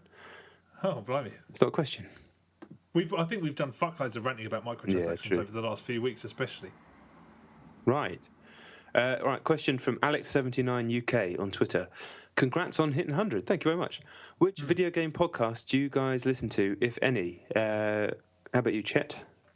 I try and listen to... I tend to see them. Ones I listened to Joypod while that was still on, obviously. I listened to Midnight Resistance. I dip in and out of loads. I mean, I normally... When I was using Twitter, someone would retweet or someone would say, "Have you heard this?" Blah, blah, blah. You know, when you hear on the grapevine that an episode's good, I tend to download them. There's not any that I religiously listen to apart from those two. I do listen to the Recycle Bin, which I was on a couple of weeks ago, which is very good. I listen to loads, but just kind of in dribs and drabs. Like there's none. Apart from those, there's none that I sort of don't miss. The whole thing about start again. The thing that got me interested in podcasts in the first place was, like for many people, the One Up Yours podcast. When that was good with Shane Bettenhausen, Garnet Lee, and John Davison. Because of that, I listened to pretty much all of Weekend Confirmed with Garnet Lee, despite the fact it was bizarre. It was people. Everybody was playing devil's advocate the whole time, so none of the people were speaking their true opinions, and it was just like this babble of insanity every single week. Yeah, I'd still listen to it. That's finished now. It just used to drive me mad, but when you work at home, it's nice to have podcasts to listen to because just for noise and babble. Idle Thumbs, old ones I thought were absolutely fantastic. New ones slightly less so, I think, not necessarily because of the guys themselves, but I think they're now all game designers, and they were one game designer and two games press members, and I think every time now that they have someone from the press in who his job is to play lots of different games and have opinions on those games, and then they can kind of colour their podcast around it. It enhances and improves their podcast. They're fantastically entertaining, intelligent, insightful, and funny guys. But at the moment, recently, they've only been playing a few PC games here and there, and they tend to drill down quite a lot on those PC games. And I think they could do with someone just being on the front lines to make it what it was. I do listen to Giant Bomb. It kind of does my head in. I don't care about what any of those guys have to say about anything, but when they do talk about games, they're good. Like, I don't always agree with them, but I think they're good, and they do, it's a lot of hours of content that fills my ears. He just said gaming podcast, didn't he? So, I listen to a few other podcasts as well that aren't gaming. But yeah, me too. But I tried Giant Bomb a couple of times, couldn't get it. Idle Thumbs too. I don't know. I dip into a lot, and then I can't really understand why I'm listening to it. That's why this show is what it is because I think I tried listening to why aren't podcasts huge? And you listen to so many of them, it's like I downloaded this to hear about games, and I'm hearing just the most inane dog shit. So yeah. Yeah, I think a lot of people, unfortunately, I mean, people love that giant bomb dog shit. People do. They love hearing it. So fine. But I think a lot of people tried to ape that with less charisma, and it didn't work. It's bad. No, it's fair enough. No, people, I totally understand. People love podcasts like that. I mean, to be honest, Joypod is they chatted about what they were doing a lot as well. But okay, they were very English and very funny, which is probably why people found the giant bomb stuff funny, because it's very American. But yeah. Right. Good question. Thank you very much, Alex. Right, next question. That was an early one, so just got to scroll up a little bit on the Twitter feed. Kurt Lewin, what is your favourite gaming memory? Good question. Fuck. Good question. Favourite gaming memory? I've probably got a few. I think from the olden days. Probably when I think easy. I've got an easy answer for this one. When I got my Super Nintendo, I can't remember how old I was, but I got a SNES with Street Fighter 2 for Christmas. Maybe 10 years old. I don't know. I can't remember. And just sat playing it as Ryu in my bedroom all Christmas Day. It's like your standard gaming memory, really. But that kind of shaped a lot of my personality, I think, going forward. When I was young, I was kind of starved of games. I think there's a question later on, actually, that might, because I saw a couple of these, so I won't go into that. But yeah, that. Playing more recently, I would say some of our Street Fighter 4 sessions that Chet and I and our friends have had have been tremendous. And then, in terms of memories, it's more the stuff that outside the games, because it's not really your favourite gaming moment, is it? So, yeah, they would be the main ones for me. Yeah, gaming moment. That's weird. I mean, I remember buying an N64 with my paycheck. Well, it wasn't. I borrowed it a little bit as well, but it was the first money I'd earned. I bought an N64 and Turok, and I still remember thinking that Turok was amazing, but I'm sure it doesn't hold up. I also really remember sneaking off at that house party you had, because you'd just shown me Rez, and I snuck upstairs to play it again, shut all the lights off, put the headphones on, cranked up the sound, just thinking this incredible. I still remember that weekend, because I tried to play as much Rez as I possibly could, and then when I got home I bought it and imported a trance vibrator from Japan, which was completely... Yeah, you're meant to stick it in your chair and shake the chair, but it never really works. Yeah. It's just pointless.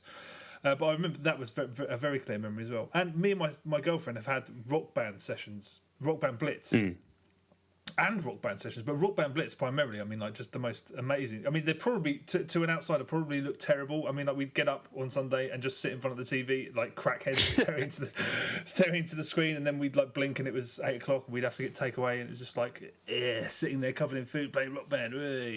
Yeah, it's great. Great times though. Right, the next thing that's written, I think, is in Portuguese. I don't know why. I'm going to try and read it because I'm tired. Why not? It says, I can't speak Portuguese. It says, "Estou muito cansada. O congresso hoje foi puxado, mas foi maravilhoso. Adorei a amanhã team, mas último dia." I don't know what that means, but thank you. Is that Spam? No, that was Portuguese. Okay. I don't know. He's not selling like cheap shoes or something? No, because it has the hashtag at the end, and it's from Rich Spurs 24, who's now the next question is also from him. So, but it's also got someone else called Lay Ryan in there. I don't know. I might have dreamed that, but no, it definitely did happen. Right, top 3 games of all time. Favorite console? Classic question. Favorite console? Probably PS2. Top 3 games of all time. In no particular order: Pro Evo Series, Halo, Rez. I've thought about it before. Oh, right, okay, yes, this is my problem. Favourite console is probably the GameCube, just because me and 2 of my friends, we used to just, for weeks and weeks and weeks, we'd just meet and we'd sit there and we'd talk about the GameCube, and we'd pore over these tiny little clips and the advertising and any information we could get. And one time I went round there for a couple of beers, and my mate had constructed out of cardboard this little GameCube, and I was just like, we were obsessed. So by the time that machine arrived, it was that the kind of excitement you're not really allowed to get as an adult. We were barely adults, but we were like 5-year-olds excited about that thing. We just couldn't think. We were basically giddy 5-year-olds. And I thought the console lived up to the hype. One of the few people that thought that anyway. Yeah, I didn't explain the PS2 thing. as much as I love Nintendo, I talk about this in this week almost on the podcast. As much as I love Nintendo and things like that, there's something about that kind of era in PlayStation 2. It kind of, a lot of the games that were coming out at that time kind of made me realise what gaming was capable of, if that made any sense. I came out, I was just at university, second year, I think. And even I remember it was games like Onimusha and even the first NBA Street, and then stuff like Silent Hill 2, Metal Gear 2. Just kind of made me realise that gaming was a bit more. It was capable of more than I'd realised previously, and that combined with like reading Edge, as a lot of people did around that time, gave me a greater appreciation of games, and kind of got me to the point where I did actually want to do something to write about games. I'd always kind of wanted to write for games mags anyway, and never really thought about it, but that kind of put me on a path, I think, where I started to think about them more critically. I tried to write them. We did film at university, but I tried to write about some stuff about games within that degree. So yeah, that's why I'm at PS2. Okay, thank you for that question. Right, James H, JFH89 on Twitter. Oh, hold on. My favourite games of all time doesn't matter. Super Street Fighter 4, Vanquish, the Battlefield series, Advance Wars, Devil May Cry. I don't know. There's too many. Not 3, but there you go. Sorry, yeah, I'll cut you off there. It's all right. Don't worry about it. James, most jaw-dropping moment you've had in gaming? First time played Rez, easy. There's loads, but yeah, first time played Rez, sat down, 20 years old, maybe 19. Headphones on, heard about it, read about it, didn't really understand what it was. Blew my damn mind. I think that's probably mine as well. I remember, almost like hyperventilating playing, just impossibly exciting, and just the realization that there was this, that there were experiences out there that I hadn't even considered existing. Yeah. So I think Rez is probably mine as well. Yeah, it came at a time as well, like clubs, other things, Yeah. Cool. Right, Steely's Wi-Fi, brackets Adam Latouze. It's got a few questions here. First one, do you feel pressure to be a prick about a game / follow popular negative agendas in order to succeed in your industry? Fuck no. Of course not. I've never been like that. I would never be like that. I've never felt the need to pressure to be anything other than myself. I know that there's a trend these days to be. There's always been a trend to where your cynicism is a badge in games journalism. Yeah. I've always found that tiresome, but when I worked in print, there was people who are my age now that you could see were cynical, jaded hacks. It was more of a journalistic type, journos in an office type of thing, and some of the older guys were just a bit fed up. It's not a hugely well-paid job. They weren't just sitting there reviewing games anymore. They had to deal with upper management, and it became a different type of job. I get why it happened. I always promised myself I'd never get like that. I got into cycles of bitching and moaning about certain things in my career and in my life, and you know what? When you're like that and you get yourself like that, you achieve nothing. You just waste energy. I mean, it took me a long time to learn that. And, talking about going back to podcasts, the fucking thing that got me out of being like that, and I was like that a lot, was listening to, I know you don't like him, Chet, but the Joe Rogan podcast, that guy, with some of the guests that he had, just kind of helped me switch my mind around a bit. He's all about not wasting time dealing with that and getting into cycles of bitching and moaning. So, no, absolutely not. It's kind of the opposite of what I stand for. Yeah, me too. I mean, you see it. I mean, that's one of the reasons I find Twitter so difficult, is because there's so much. It's rampant. First of all, it's a lot of people trying to self-promote and trying to make out that they're not self-promoting when all they do is talking on. I mean, Twitter, I think is I don't like Twitter. I've spoken about it enough. But yeah, I mean, when I first started doing it, when I got that job at Zavvi and stuff, and I was going to all those events and whatnot, you do just see pockets forming of people that just stand around like they're embedded in a war zone, and it's the shittest thing ever. And I've never been one of those people. No, hopefully absolutely that not. comes through on the podcast. I mean, I got my first job in games at quite a young age. I was 22, and I applied for a job and got it, which is, I've always said, is extremely lucky. But before that, I worked for 14 months. Not a huge amount of time in the grand scheme of things, but it felt long enough at HSBC doing data entry. And whenever I bitched and moaned about this job, even in my own head, if I'm like, oh, I don't play this game, whatever the fuck it is, or like every job has hard days, every job has annoying people. I just used to remember how fucking unbelievably miserable I was at that job, and maybe just basically anything just switches off after that. So yeah, that was a really good grounding for me, I think. And and now I still, as much as games in the grand scheme of things don't really matter, I do feel passionate about games as an entertainment form, and I do feel passionate about games criticism. I've always loved games mags. I've always loved film criticism. I've always been fascinated by that. I've always been fascinated by the kind of understanding that you can get about a piece of art or a piece of work, a piece of entertainment, by people who are able to talk about it critically. And I think that's a hugely valuable tool. And hence some of the fucking rants we've had on our podcast, and over the years I've had to, anyone who seeks to damage that I take a personal affront to that. But and someone being like that would be, to me, damaging it.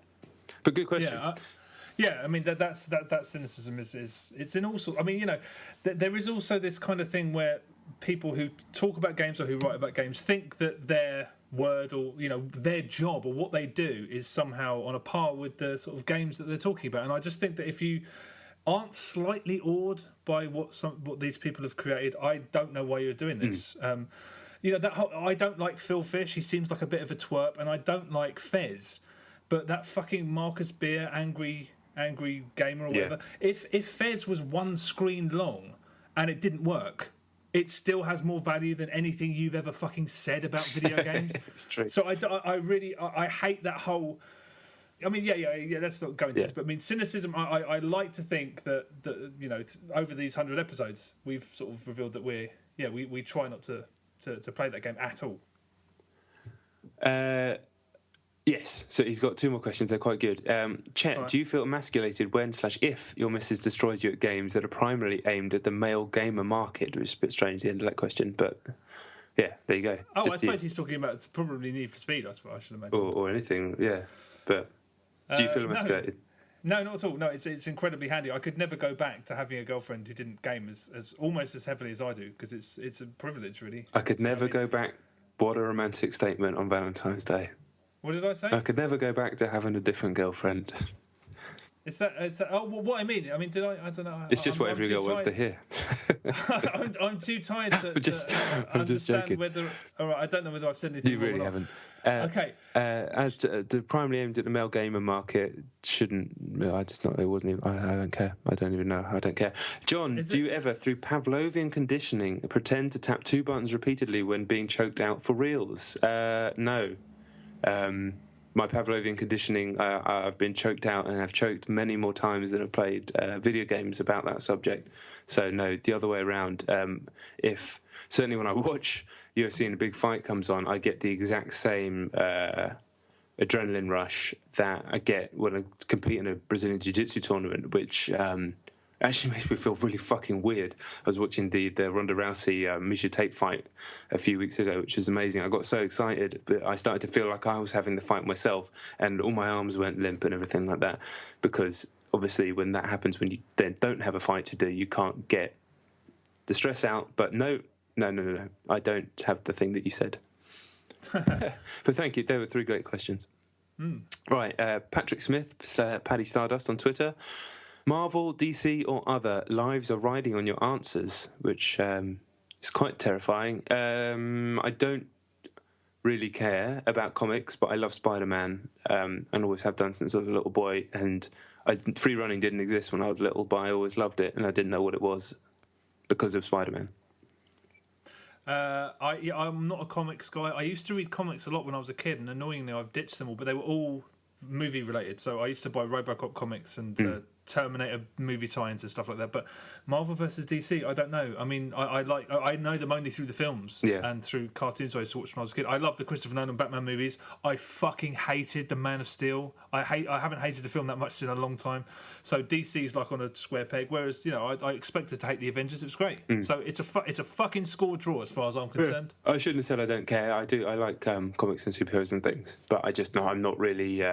I don't know enough about them to have an opinion one way or another, but I do. Yeah, I'm the same as that. But I didn't mean to sound so dismissive. It's late and I'm tired. I apologise, but I'm excited about all these questions. Right, Ms. Rangers 999. Chet and Johns, you're on a desert island with electricity forever. Which console would you take and one game?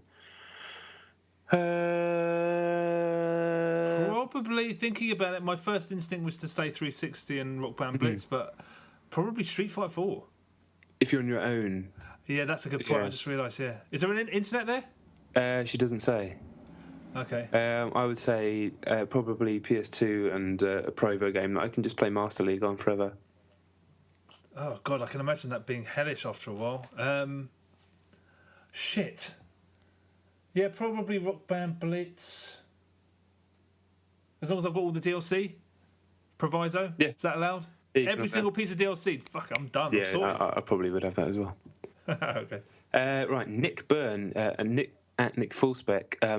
Chet and Johns, I'm quite a new fan. Did you ever cover my brother's game Lone Survivor? If so, what did you think? Oh, that's fantastic. Byrne. Oh, so it's Jasper Byrne. Byrne's brother. Yeah, we Fair did. play. I think we covered it on the very first episode. And that was... There might be a clip on YouTube, actually. I might have made a very primitive YouTube video with stills. That I think, possibly. I also reviewed it for videogamer.com and gave it 9 out of 10. So that sort of thing. We also talked about it in a more recent episode when it came out on Vita, the director's cut. But yeah, that was the first game that I'd played that, like, indie games in inverted commas, the recent upsurge in that world. That was the first one that I played that was like, oh shit, there's all these games out there that I didn't really know existed, and they're not like plinky plonky bullshit, which I just assumed that they were ignorantly. They're proper games that are really interesting, and that was the first one on PC. I mean, Cool. I still haven't played it. I will play it on Vita at some point for definite. yeah, very cool. Another one from Nick. I love Street Fighter 4 and heard you guys give it love, especially Chet, ? Both of us, yeah. How often do you play? Who do you use? And is Street Fighter your favourite fighting game? Yes. Yes. It is the best fighting game ever made, no doubt. Yeah, it's definitely my favourite. I agree with Chet there. How often do you play? Not very often at all anymore, but we did have a period where we played a fuckload, both online and in real life, with sticks, etc. And my favourite character is Guile, who everyone else hates. Yeah. We still try. I mean, everyone I know's bought arcade sticks, so everyone has the sticks. So we still try. If there's a gathering, someone will suggest it, and instantly everyone's up for it. Because when there's a bunch of you in a room, that is gaming does not get more sublime than that. No. Street Fighter. Arcade sticks in the same room. I don't play it online because it's kind of filtered down so that the only people that play it are people who just play Street Fighter, so it's not a whole lot of fun. But that's a game that I will never ever get rid of, and I'll never get rid of the stick because it's given me so much pleasure, and it probably will do into the future. So when they release the new characters and whatnot, I'm all over it, big time. Yeah, definitely. Amazing game. Sorry, I completely spaced out there. Okay, from some questions from Matt Murray. Our man Matt Murray. Right, Chet and Johns. Okay, here we go. What's your gaming guilty pleasure, i.e. something you love but everyone else thinks is terrible? Call of Juarez the Cartel. Perfect answer there. For me, I don't know. My gaming's... I like fucking popular games, I think. Connect Star Wars. Yeah, that's another one for you. I don't like that many games that other people think are shit. Perfect. Bionic Commando on 360. That was good. The next, like the proper one, not the fucking big game 3D. one. 3D one, yeah. Jesus. Yeah. Really good. I thought it was tremendous. Everyone else thought it was shit, but I don't think they played it. Yeah, I've got loads. I mean, I really like Bionic Commando as well. I've got if I sat here and just thought about games that I like that no one else liked, I've had fucking loads. I could fill an hour easily. I'd listen to that. Would you? What? Just me inanely? Yeah, just inane things and then sort of sputtering to yourself. Yeah, that sounds good. What's your favourite games, console or machine, which give you the fondest memories? You've done that, but thank you. Which game or series do you want to come back to have a next-gen refresh? It was always Killer Instinct for me, and now it's back. For me... Advance Wars! Hurry up already. I loved Onimusha. I wouldn't mind seeing another Onimusha. That's all I can think of right now. Advance Wars? Where's Advance Wars, for God's sake? I don't know. They made Fire M's. Yeah, well, they should have done Advance Wars. Has John ever done a sleeper hold? Has John ever done a sleeper hold on Chet during a night out in town? We did one on a mate at uni and he had a fit. Not cool. No. And I wouldn't use a sleeper hold. I'd probably use a bow and arrow choke. But no, We've never been in that situation. Although our friend Zeno, after we've been out on the piss, a favourite. Yeah, that's the favourite thing to happen. We've had a couple of grappling matches, but no. Chet's very tall. He doesn't like attacking. He doesn't like fights with me because I don't think. I think it would turn into a fight, wouldn't it? Well, no, but I don't. That whole rolling around and like moving joints a little bit and then getting on top and there's bollocks. I mean, if we were to spar, then I'd do that. Spar what? What do you mean spar? Spar. Stand up. Muay Thai, kickboxing, fighting. Maybe not kickboxing. Just striking. Just fists. Just fists. All right. Well, whenever you want to do that, let's try it. We can film it. All right. Oh, wicked! Can't wait for that. Anyway, you and me both. What were your favourite games, Matt? Again, what were your favourite games magazines and/or writers growing up, and who do you admire today? Good question. I liked Games Master when I was little, and magazine I liked. I think it was called Total. Do you remember that mag? Nintendo mag. Yes. It's probably shit, but I liked it. I remember a writer called Les Ellis. He used to crack me up when I was a kid on Games Master. Long-haired guy. I don't know what he does these days, but he used to crack me up. Then when I read Edge a lot of my teenage years, and they don't say who any of the writers are there, so I don't know. But then these days, obviously, easily Christian on Eurogamer is unbelievably good, as is Simon Parkin. But I think Christian's just next level good. Other writers who I admire, I don't know. I think people have good days and bad days. I think I'm more like pointing out when someone's done something banging. Like I definitely know from writing all the time that you do plenty of pieces which you're like, it's fine, it's publishable, but you don't really feel like you said anything. And then every now and again you'll do one where you think that's quite good. So I think there's a lot of people who are good, but I can't be bothered to go and start naming names and wanking everyone off. But Christian's the best. Yeah, I mean he's very very consistent. So I mean, when I was a kid, NGC magazine, that Nintendo magazine, I fucking loved that. I can't remember any of the writers' names, but I loved that magazine to bits. I used to just I like that magazine. I'd Edge back in the day when we used to read it, particularly that old Red Eye column. Sometimes that was downright brilliant. Yeah, it was. Yeah. I really liked Jim Sterling. I always have, even when people thought he was a scumbag and just like a flame bait wanker. Recently, his sort of kind of rise means that he's gotten so verbose. I used to like his Jimquisition videos, but they've gotten a little bit long. He tends to sort of go on a little bit, but I think he's really good. You don't like him as much. I don't think I don't like him as a writer. I like him as an orator. So yeah, I think he's a good like mouthpiece and good opinions and things. But I don't like his writing very much. I think he's written some fantastic reviews. Whenever he reviews the Call of Duty games, he's really good. But like you said, there are some really talented people out there that you'd be picking pieces rather than. Yeah, John Blythe is absolutely ridiculous. He's amazing, and the stuff he does on camera is probably the best stuff.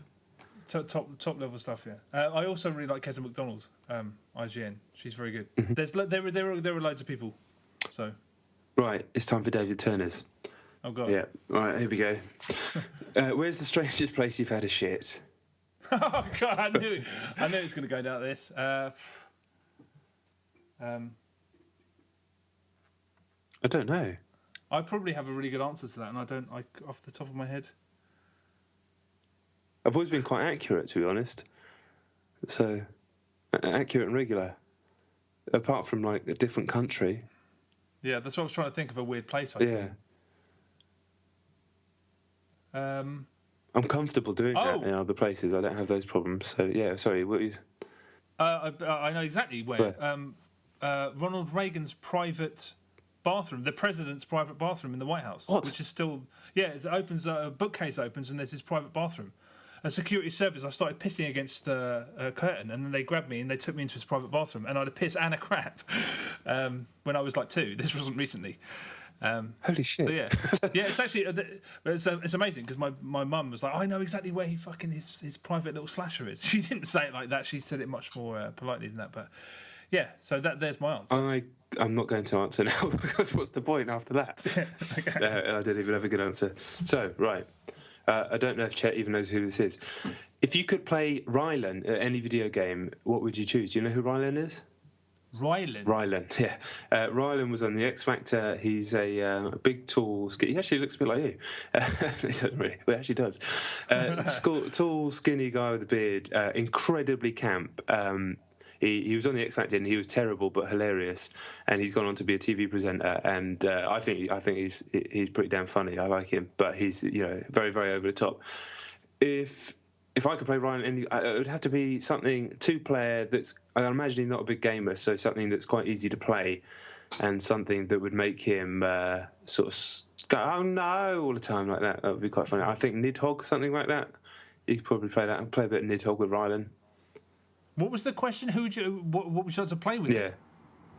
Oh, yeah, something Nidhogg.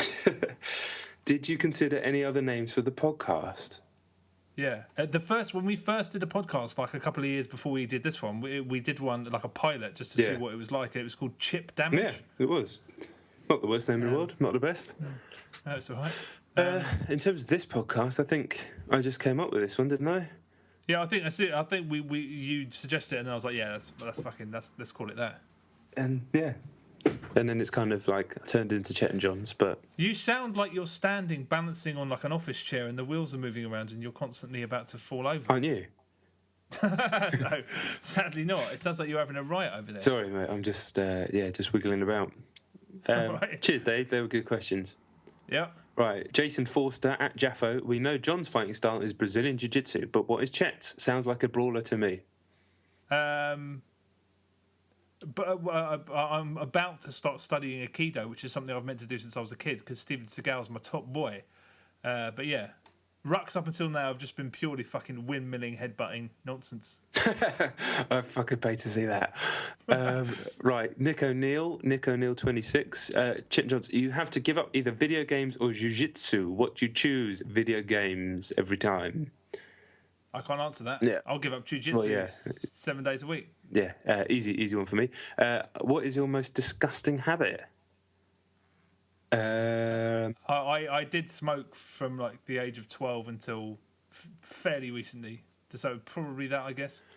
Yeah, I'd say when I did smoke, or which I haven't done for a long time, or I do pick my nose. I'm not gonna lie. Doesn't everybody do that? Yeah, probably. Yeah. Do I do anything else bad? Not really. I don't think so. Oh yeah, I do. No, I fucking bite my nails. Like I'm terrible at it. I don't even realise I'm doing it. I've done it my whole life. Disgusting. All right. But yeah, I don't sit there, jam my thumb up my arse or anything like that. I was just going to say, how many truly disgusting habits are there? I can't even think of any. Yeah, have you seen that gif of that woman sticking her hand down the back of her pants and then just putting her fingers in her mouth? And she's at like a meeting or something. No, it's like the fat woman. She's just like, and there's like a black dude at the front, and he's just looking at the camera like, what the fuck? That's a comedy sketch, though, isn't it? That's not real, is it? Yeah, I'm pretty sure it's real. Yeah. Oh, okay. No, I've never seen that. Yeah, that is a disgusting habit. Okay. Wow. Who would you like to murder? I'd like to murder Piers Morgan because he is a slug-looking, slimy cunt.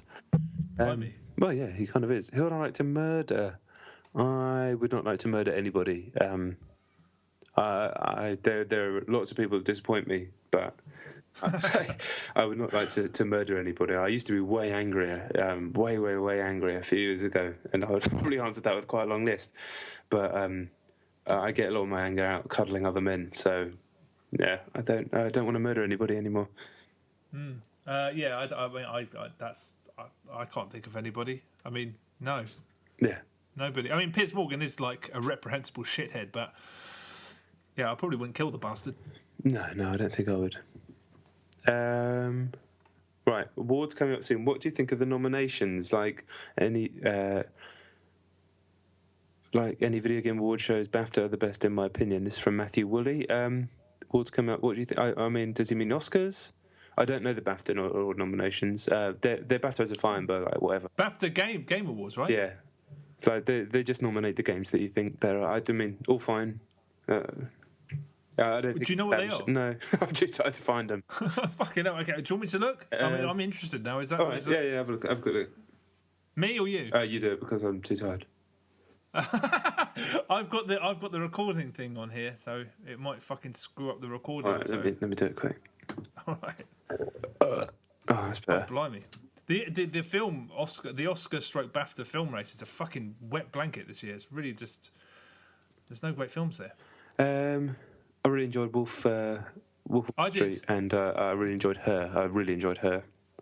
I haven't seen that yet. And I've seen American Hustle. It was alright. Yeah, it's entertaining. Fluff though. Fluff. Fucking BAFTA. I can't find it. I was interested to see if there was anything interesting there. All right. Well, I'm sorry. That was a good question, but it was. It involved work that I should have done beforehand.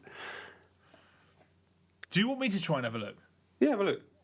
Fucking hell, all right. I googled it and it didn't give me the answer in the first 4 searches. Well, what did you look for? BAFTA game nominations. Why are you so knackered? What?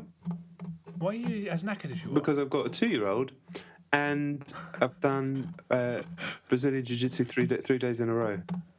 Okay, that's fair enough. Feature and award articles. British Game Awards, Wednesday. View the full list of nominees. There we go. Boom, right. Oh, fucking hell, there's loads. Right, games, Just do best action, game. They didn't do best game, did they? Yeah, that's the thing I don't like. action and adventure. Okay, Lego Marvel Superheroes, Assassin's Creed 4, Last of Us, Grand Theft Auto 5, Tomb Raider, Badland, fair play.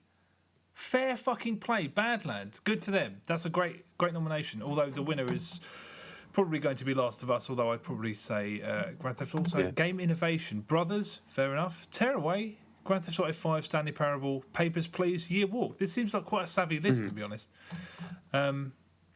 Artistic Achievement, Bioshock Infinite, Device 6. What's Device 6? That's the other Samogo game. You know, the guys who made Year Walk. Oh, okay. All right, I haven't played that. Tearaway, Last of Us, Beyond Two Souls, Ni no Kuni. Tearaway Fair for me enough. on that one. Artistic Achievement. I'd have to think about that one. Mobile and handheld games. Tearaway, Plants vs. Zombies 2, The Room 2, Badland again. Nice. Ridiculous Fishing, Device 6. I'd probably say Tearaway. I'd say Tearaway. Audio achievement, both Bioshock, Last of Us, Battlefield 4, Device 6, Tomb Raider, Grand Theft Auto 5. That's ridiculous that there isn't a nomination for Assassin's Creed 4. The audio was... that's how I'd give that to you. Multiplayer, World of Tanks, Super Mario 3D World, Last of Us, Grand Theft Auto 5, Battlefield 4, Dota 2. Yeah. Games, ones to watch, Project Hera, Size Does Matter, The Unknown. Ones to what? That's not a real award.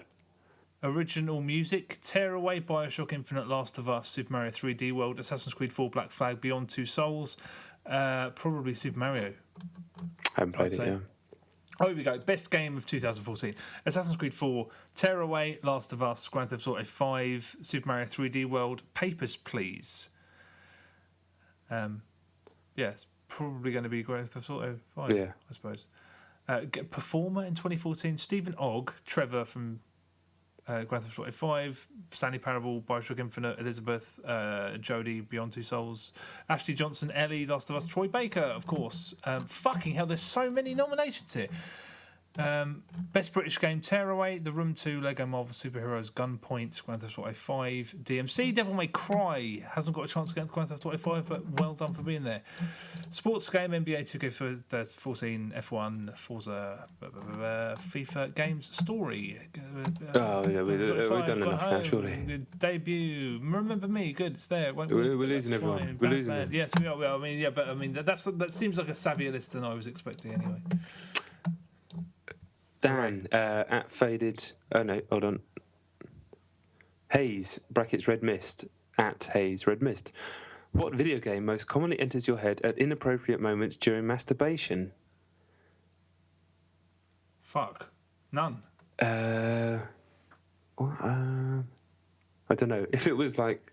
If I was less tired, I'd try to come up with a funny answer to that, but I've got nothing, and I was actually trying to think of a serious answer, and I don't think there is one. Yeah, I don't. Yeah, same here. I'm sorry. Yeah. Sorry. I can't even think of it. Yeah. Apologies. That was a good question. And yeah, sorry. On a scale of 1 to 10, this is from Faded MFC. On a scale of 1 to 10, how funny is it that David Turners isn't allowed a PlayStation Vita? I'd say it's 3. It's more sad. Yeah, 3 sounds like a good round number. It's curvy number. Sean Bell, Captain Toss. Is the primary? This is a good question. Is the primary function of a double jump A, increased height, B, increased distance, or C, greater control over positioning? All 3? Yeah, I think it's got to be, isn't it?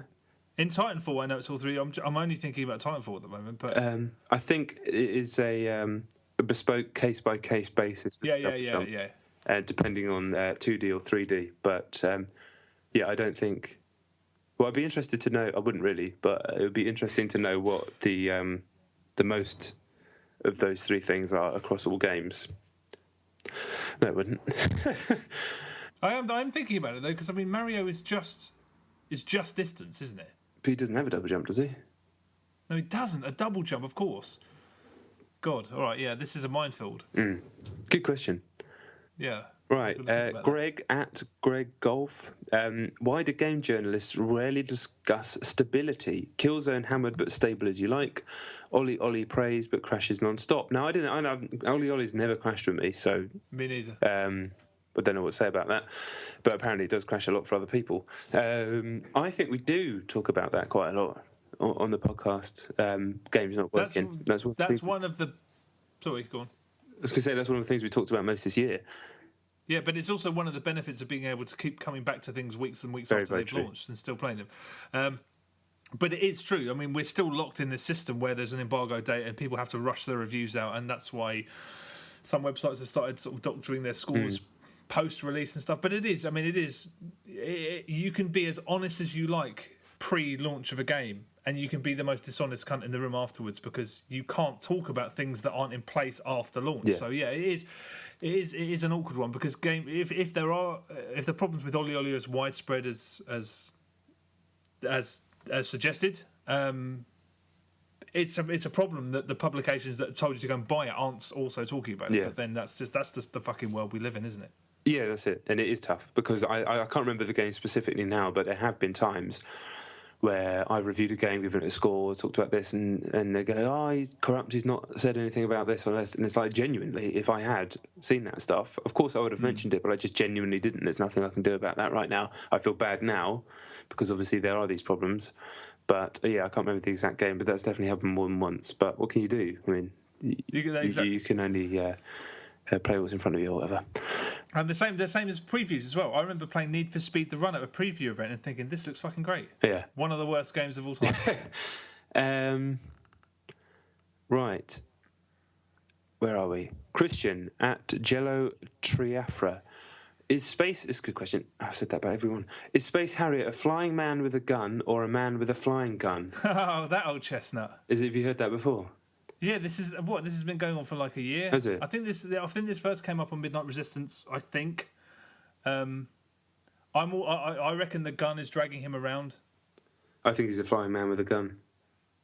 All right, I reckon he's being pulled around by the gun. I would much rather that though. I'd much rather he was a man with a flying gun.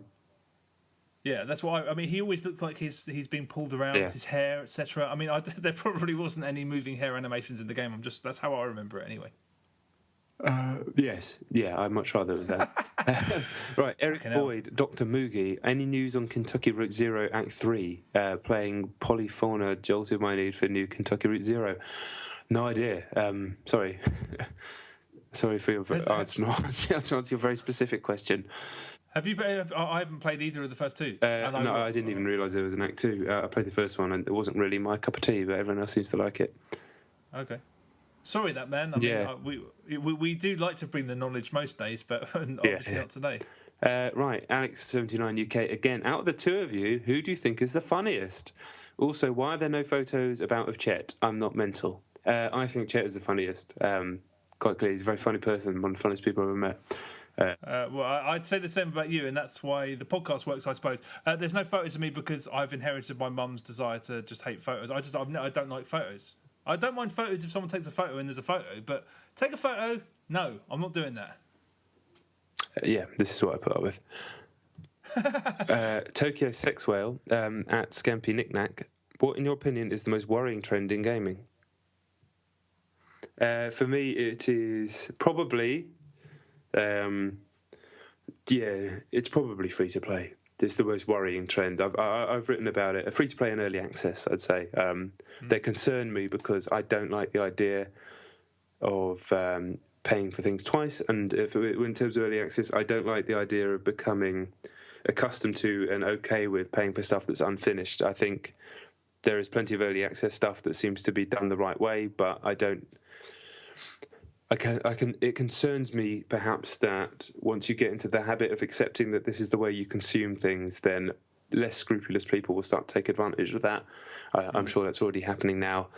So I've never backed a thing on Kickstarter either, because I don't like buying things that don't already exist. It is also why I don't ever promote Kickstarters on Twitter or anything like that, because it's slightly different, but as a games journalist critic, I only like to talk about things that are finished. Yeah. I mean, yeah, it's free to play, isn't it? I mean, I have recently been thinking that I don't think, aside from the first run of Battlefield Premium, I don't think anybody who's paid money up front for a season pass of any kind has ever got their money's worth. I think that's a sham in itself. I mean, Battlefield Premium is a special case.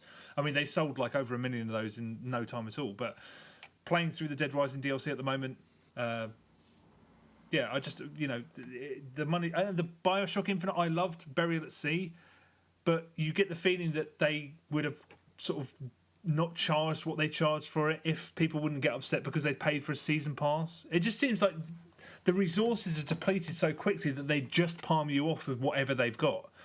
But I don't think that trend's going to continue, to be honest, because I don't think those passes are selling as well as they might have done initially. Yeah, I agree with all that. Okay, getting there now. Kurt Lewin, Angry Kurt. We've heard your underrated games. What's your most overrated game? Probably as a series for me would be Assassin's Creed. That was nice and easy. Yeah, it was. I'd have to really think about that. Fuck. I don't... Overrated? Fuck. Fuck. I'll have to think about that. I'll come back to that maybe. Overrated. Okay. Right. More from Kurt. If you could get two developers to come together to make a game, who would it be? E.g., Sports Interactive and Pez Productions. Good question. If I get two developers to come together, probably Tetsuya Misaguchi, the guy who makes Rez, and Shinji Mikami, the guy who makes Vanquish. I don't think I need to say any more than that. Yeah. That sounds like a good combo.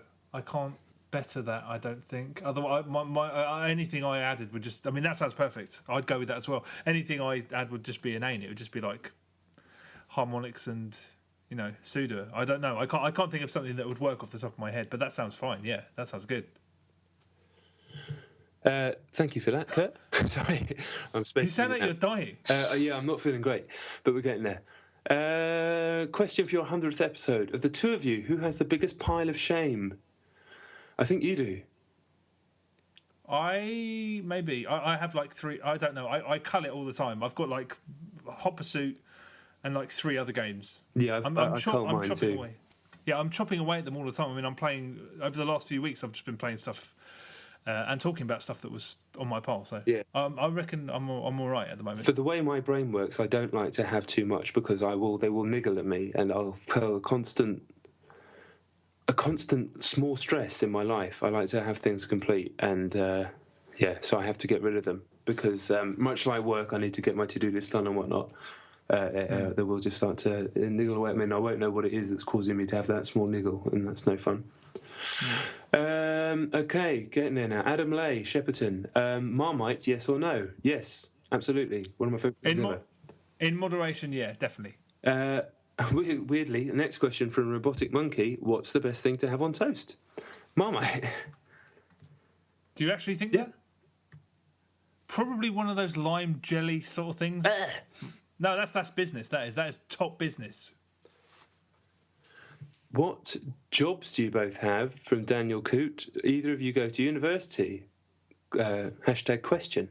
What jobs do you both have? I'm a freelance video games journalist, previously a full-time video games journalist, Imagine Publishing on GamesTM, and then in charge of 360 Magazine. And yes, we did go to university. That's where we met. But Chet dropped out, but I didn't. But it was almost pointless. But I had good fun. Yeah, I mean, I'm basically doing the same thing. And yeah, we met at uni, so that's it. We studied film studies, which, I don't know why I did that, but I'm glad I did. Neither do I. Yeah, well, I'm kind of glad I did, but whatever. No regrets. Yeah. Ed Driver, the main man from Holland. I wish I had good questions. I just enjoyed the show. Oh, that's very nice. Okay, well, if you ever expand to have development guests, can I please be one? Yes. Yes, definitely. Unquestionably. And I'd like to do that. So. Yes. My man Joel Snape, who is associate editor on Men's Fitness. If Rio and Batman had a fight, who would win? Batman's allowed anything he has on him, but no prep time. I think Batman would ruin Rio, unfortunately. I love Rio, but I think Batman's going to take him down and hurt him. Burst into flames instantaneously with a fireball. But Batman's got anything on him. Well, what's he going to use against a fireball? Batarang. Batarang? Yeah. Right, all day. Interesting. I think Batman.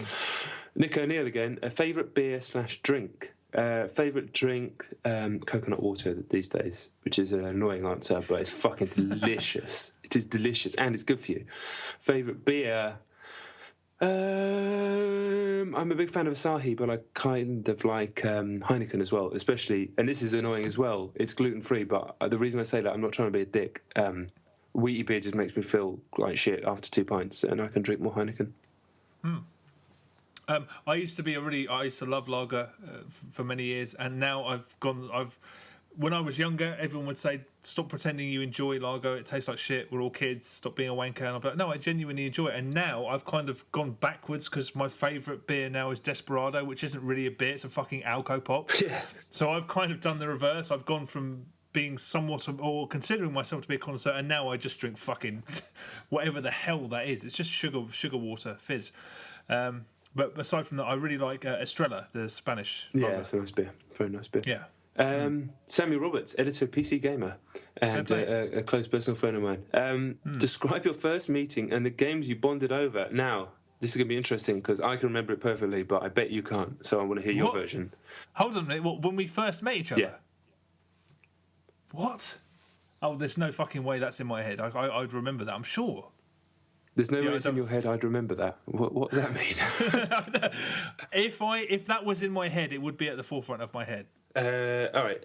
This is what happened. We were taking a class together at the beginning of uni. I believe it was a script writing class. I was put in a group with Chet. We then had to do a script in a group for some reason. I can't quite remember why. This culminated in us later. That was the first time we met. We kind of hung out just in that class. Then later we had to reconvene and discuss our scripts as the things you do in university, which in hindsight is just stupid. So we went and did it in the pub, got smashed at the student union, then went to KFC in Southampton, where I first found out how weird Chet was because he kept going up to the counter, leaning on it with his left elbow, and I'll never forget this, and just going, all I want is 2 pieces of chicken. Fucking hell. And I'd never met anybody who was so strange. We then went back to Chet and our good friend at the time, Maverick, who was a big Polish-English dude's house, and watched Faces of Death, smoked weed, and then watched the Basket Case 3 trailer, and I still think that's the most I've ever laughed in my entire life, and we've been friends ever since. Jesus Christ. I mean, I remember those bits individually, but I didn't realise they happened on the same night. Fair play. All right. Yeah, that was that. What was it? Was there another part of that question? The games we bonded over. Almost certainly Samba Amigo on the Dreamcast, yeah. Playing it with a pad. That ruined... But I think it actually ruined your university career, but almost ruined mine. That was weird, because I went back home for the weekend, I came back, and it was like, oh, we're playing this game, and I sat in, and it was like, it's a rhythm action game, but we haven't got the peripheral, and I was like, see you later. But the obsession went on, and then I tried it, and it was an obsession for all of us for a long time, just with the pad. Fucking Samba. Months. Yeah. Cannabis and Samba de Amigo.